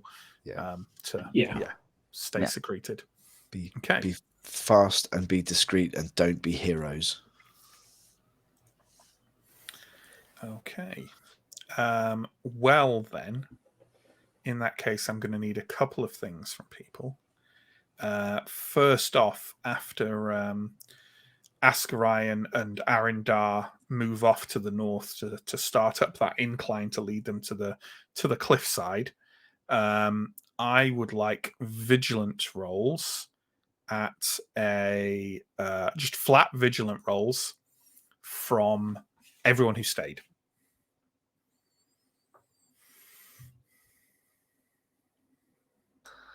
That would be a 20, Matt. Okay, definitely not from Elindra then. How did Mike do? I lost connection there, so I don't know what we're rolling for. But I rolled you're a rolling 1. vigilance. Oh, Okay.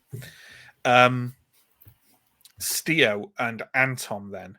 As you're looking out towards that palisade wall of New Earthmoor, your eyes linger on a patch of ground just over to kind of the right of where you are, i.e. to the southwest, nearer to the River Malgamore, and about halfway to the palisade. Steo, you for a brief moment, you are almost certain that you see some movement there. Minor movement, but movement nonetheless. Anton, you see two individuals basically trying to keep themselves hidden in a little kind of hollow on the ground. They don't seem to be they're not moving forwards. They're not going for the walls or anything. They're staying where they are, but they're definitely there. And you know what? With that one, I will give you that they are dressed in a style you don't recognize, but you're pretty sure they're clan folk.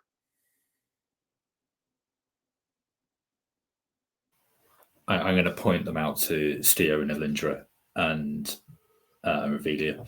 And are they waiting to attack?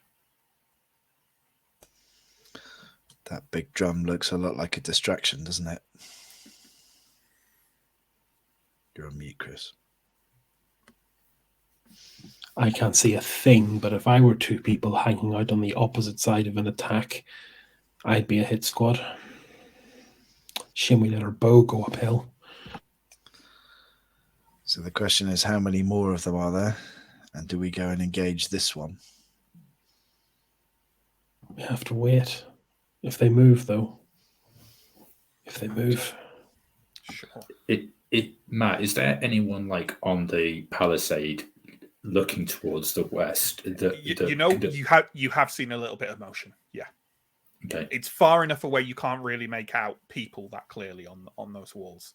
But you have seen some motion on there, yeah. Not much. If we were to go down and approach those two individuals, that would maybe give us an in to New Earthmoor. Or if we were to go to the gate and bring the guards' attention to those individuals, that would be an even better way to do it, perhaps. It's just breaking the plan while the others don't know what we're doing. Yeah. I say we give them a count of 300 seconds and then we move. They are not going to be back in 300 seconds. 300 seconds is like 5 minutes. 5 minutes. Yeah, we're They're like not going to be back in that time. 45 minutes to get up there and back. I don't think we should go up and knock on the gate, because if we do that, then those two that are hiding there will see us do it. The people of New Earthmoor might appreciate it, but we have to get past those clan folk. We also don't know how many other squads of clan folk there are out here. We only know what we can see. Okay. If they move, we need to charge them. Let's find If they cover stay where they here. are, yeah, we wait. Let's find Agreed. cover here. Let's make sure that there are always eyes on them, and let's have some eyes out elsewhere. Do we like? Is there anywhere that we can like not like sneak up on them, but like get closer to those two individuals? I mean, you could certainly try. It would be a very challenging discrete roll across the relatively flat and open land between you Okay. and them. Forget that. Okay, so let's move to Arindar and Askarai. So you've been walking up this incline. There are trees all the way up here. They're kind of sporadic near the edge of the cliff, but you can basically stay on the tree line you were at and just kind of move up that incline until you get to a point where you can look out more over the... I mean, I will call it a valley. The valley that New Earthmoor is in. It's not really a valley, but it's as good a term as any. And as you do so, I'm going to need a discrete roll from both of you at a -3, please. Ooh. Okay. I make it. What a 10. I make it with a 5. Okay, nice. So you make your way up to the top of this incline in a pretty satisfactory manner, and you look out across the valley or vale of New Earthmoor, and I will give you some indication. Obviously, you're not seeing it from this angle, but I will give you some indication of what you see on the far side of the palisade. You see quite a number, but not an overwhelming number, certainly more a raiding party than an army of individuals you can't really identify from this distance, but you would say they look human, and you would say they don't look Ambrian. So that kind of narrows it down a fair bit. They are all shouting and chanting things at the walls, brandishing weapons. As you watch, they're not kind of moving forward. They seem to be kind of moving close enough to sort of dare the walls, but then moving back away again as people on the walls fire the occasional sort of arrow with a somewhat low trajectory out to where they are. After a few seconds of this, you hear like a sort of great cheer among the individuals as a huge figure. In fact, Askarai, can you give me a cunning roll, please, for your beast law? Okay. My cunning is a 10. Mm-hmm. I rolled a 14. I don't make it. Okay, you don't recognize what this creature is, but it looks big and mean and unpleasant, and it strides out from the cluster of trees just behind this raiding party. And sort of makes loud grunting sounds that echo across the vale, enough so that Elindra and Tom and Steo, you also hear this noise, although you have no idea what it is. The raiding party gives another great cheer, and striding out from the group of them is an individual who Arin and Askarai, you initially misinterpret as an ogre. Before you realize from the kind of like cadence of the stride, it is a man, just a really, really big man who holds aloft what looks like a very large warhammer, like a big double-handed warhammer that glints slightly in the lazy spring sun. Gives a great cry and shouts something in a language you do not understand. And then the entire raiding party turns and starts to walk back towards the east. You have to note, towards the direction of that further east drift of smoke. Okay, so the smoke is definitely not coming from a camp amongst these people. It's further away from. Further away, yeah. You wouldn't say too far away. You'd say maybe a kilometer at most. Okay. Can we see anything else about where the smoke is coming from? Is there like a clearing over there? Is it just in the You forest? can't see it. It's past. It's in amongst trees, so you can't really see any specifics of that. But they are definitely moving away. They were acting very threateningly for certain and in an intimidating fashion, but now they're moving away. Can we, from this distance, see anything more about how they're dressed? Like, are there any common colors or? I really don't think you can make it out from this distance, but if you want, I will give you a cunning roll to try and do a head count. I might as well give that a shot. Nope. No. Like I say, there were definitely quite a few of them, but not like a group that you'd say, like, that's a small army or even a regiment or anything like that. Is this a fair representation of the palisade around New Earthmoor? It absolutely is. It's quite a big palisade, yeah. Yeah. Okay. Astra would like to take a look. Like, can he see anything on this side? Is there any, like, or also around our area? Is there anyone up on this cliff or the opposite cliff that he could see, like, looking down? Or well, there we go. There's the question, right? Can you give me a vigilant roll, please? And I will use it to apply to a number of things. Okay. My vigilant is 15. I rolled a 15. So you just made it. So basically only if something you're addressing is flat will you be able to. Okay. Yeah. That actually helps a lot. So let me take a look at a couple of things here. I think that was flat as well. Yes. Okay.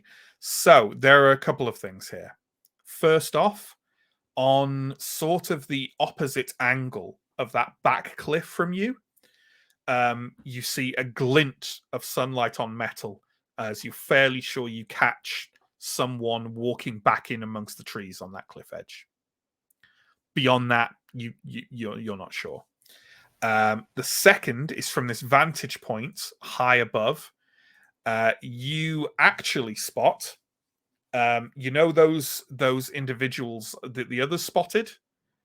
You see them again in like a hollow, and you see two other similar groups of two individuals.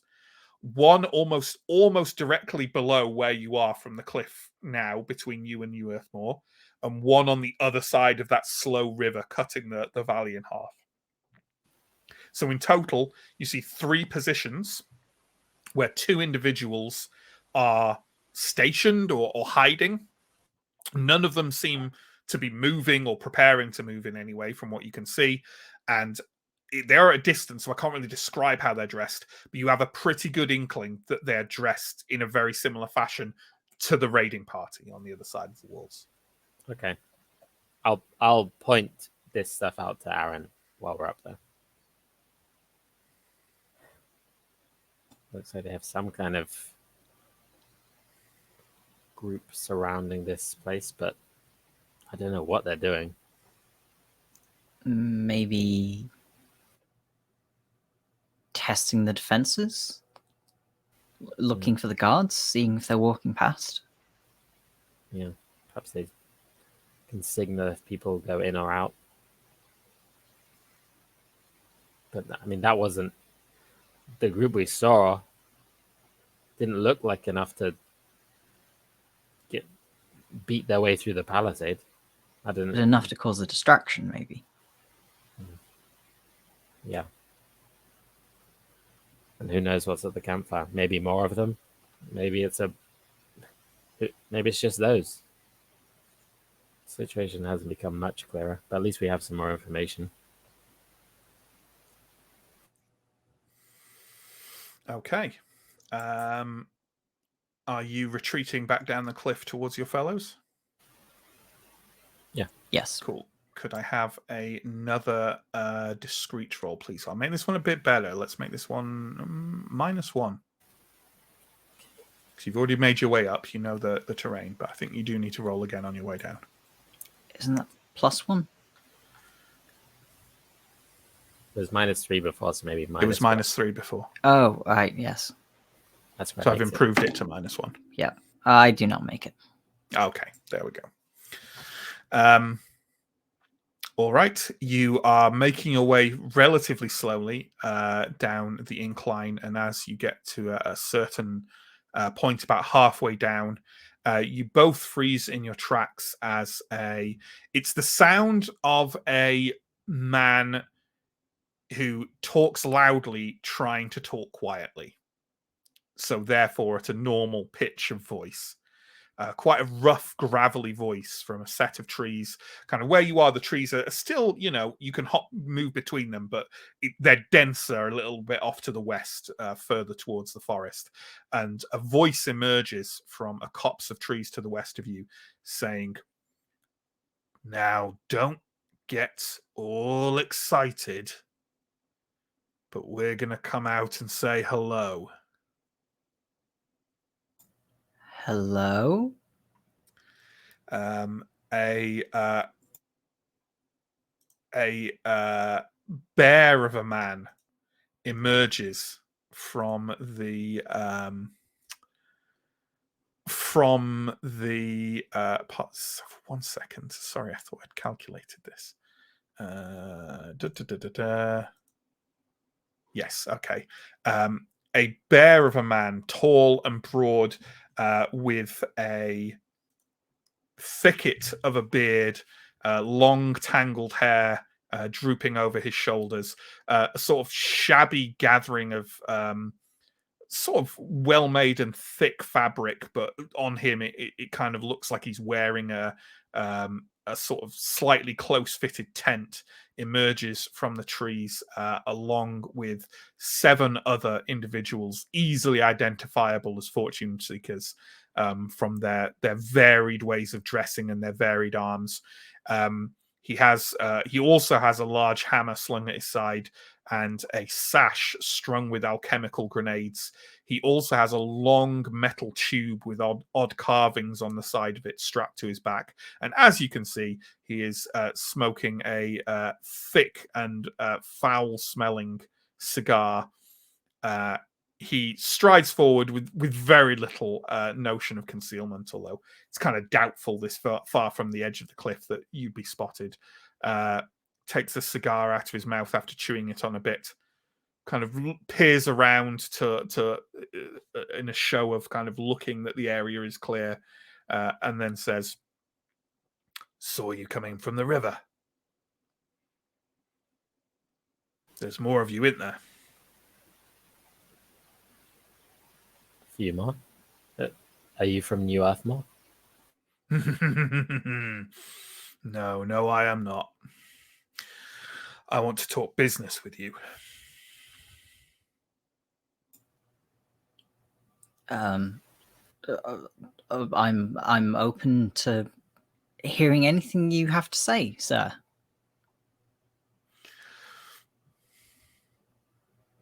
Well spoken. Noble blood. Yes, sir. House Star. Never heard of it. Not many people have. Well, I'll be honest with you. A noble I haven't heard of, I'm more inclined to trust than one I have. You two listen. We have no hostile intentions of you unless you cross us. None at all. As far as I'm concerned, the girl down there can tell any number of people where to find this city or where to go to try and find it. And what's more, I'm a firm believer in spreading the wealth. Doesn't do to try and take it all yourself. And I figure, me and my friends here, these lads and lasses, we can make our way to Symbaroum and have a look around, and so can you. There's riches enough there for everyone. But already on this trip, things have got a little treacherous. And there's people here I don't trust and don't want to work with. And I'm thinking, why not work with these folks? Why not work with this little mix of sell swords and fortune seekers?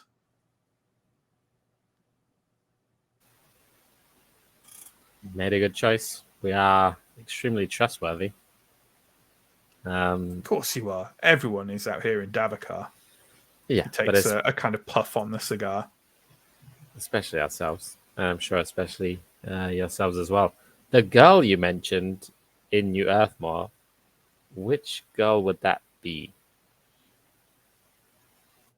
He fixes you with a stare that indicates that he does not believe that you don't know who's there.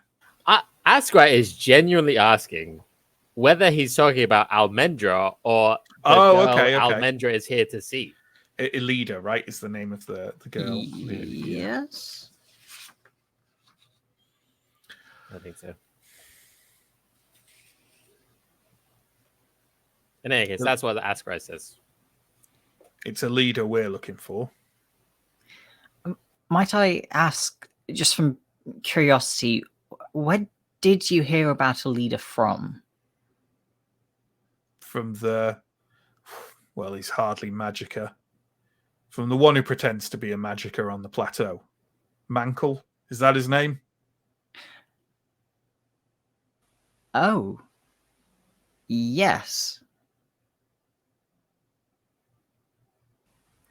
Interesting. You talk to him as well? No. We went looking for him and found that he had taken a short route off the top of Kovosti. It's going around. Silly bleeder.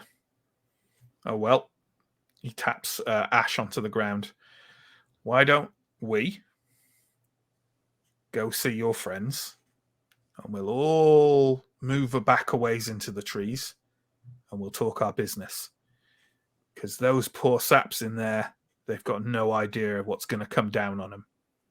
I think we need to lend them a hand.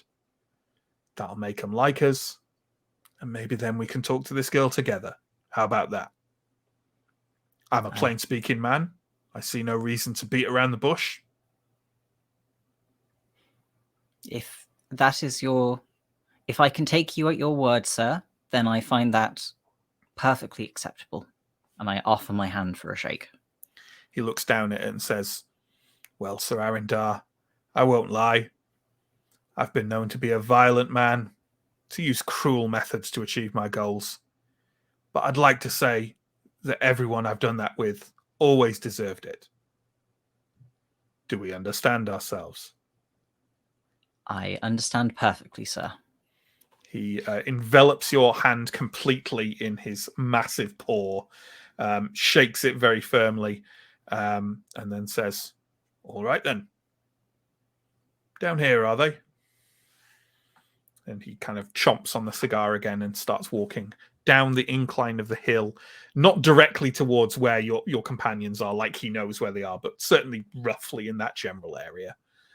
And you know what? I think looking at the time, that's as good a cliffhanger as any for us to leave that on. Didn't even introduce himself yet. You know what? I will have said he did.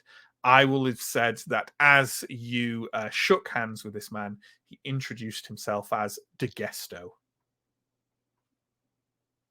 So Degesto, did you say? Yes, Dagesto. So there we go. There's Degesto. And with that, there we go.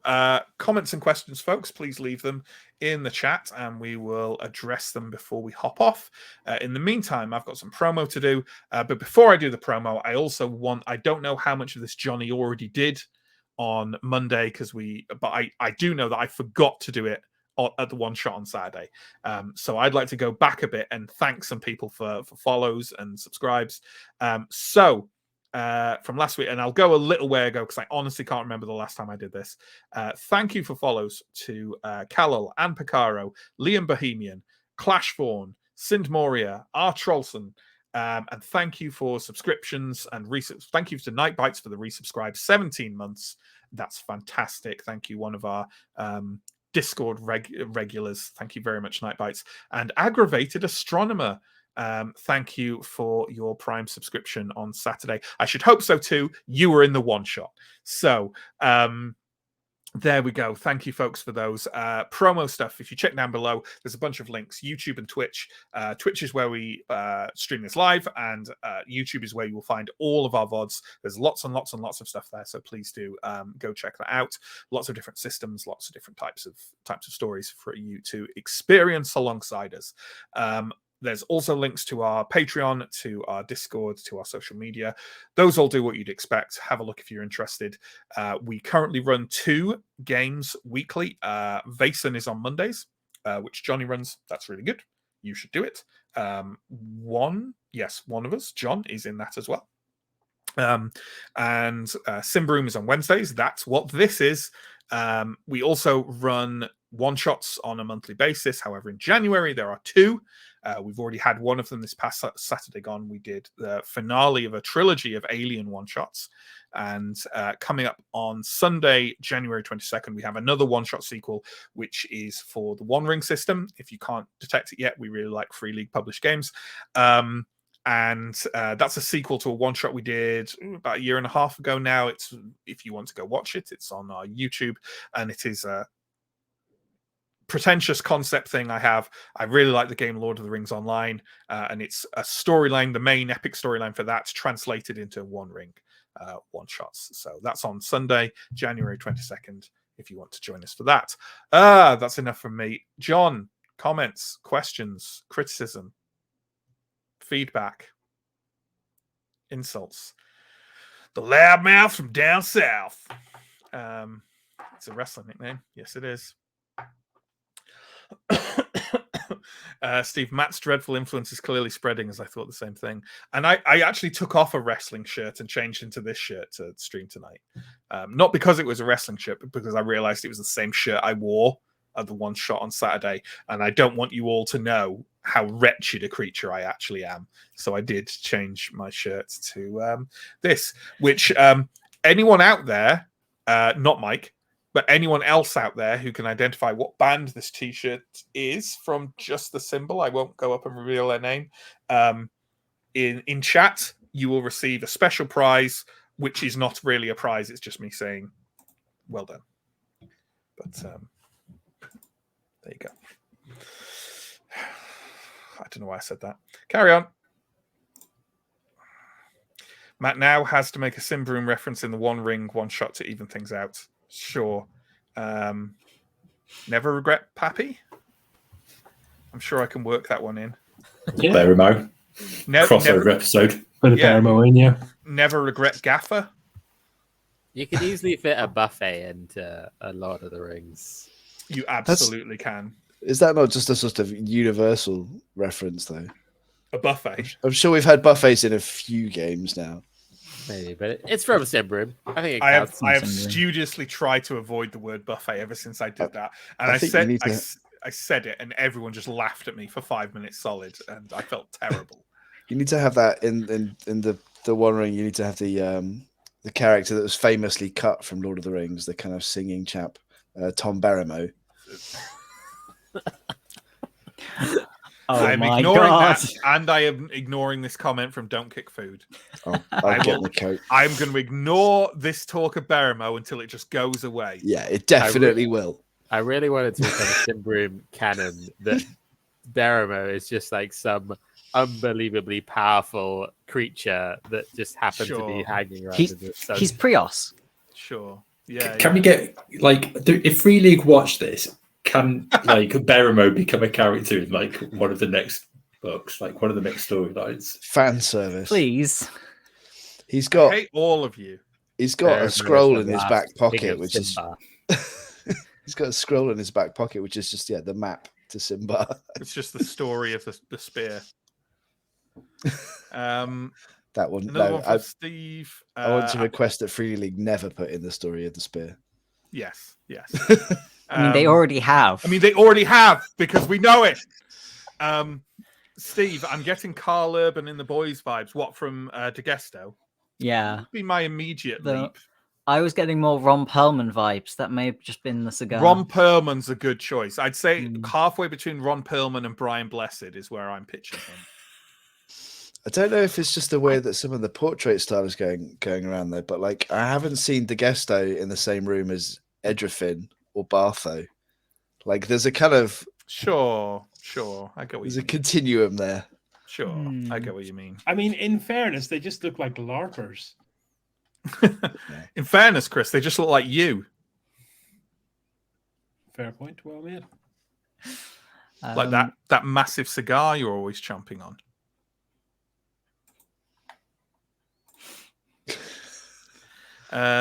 Mike, my "We're Extremely Trustworthy" t-shirt has people raising a lot of questions that are already answered by my shirt. Sure.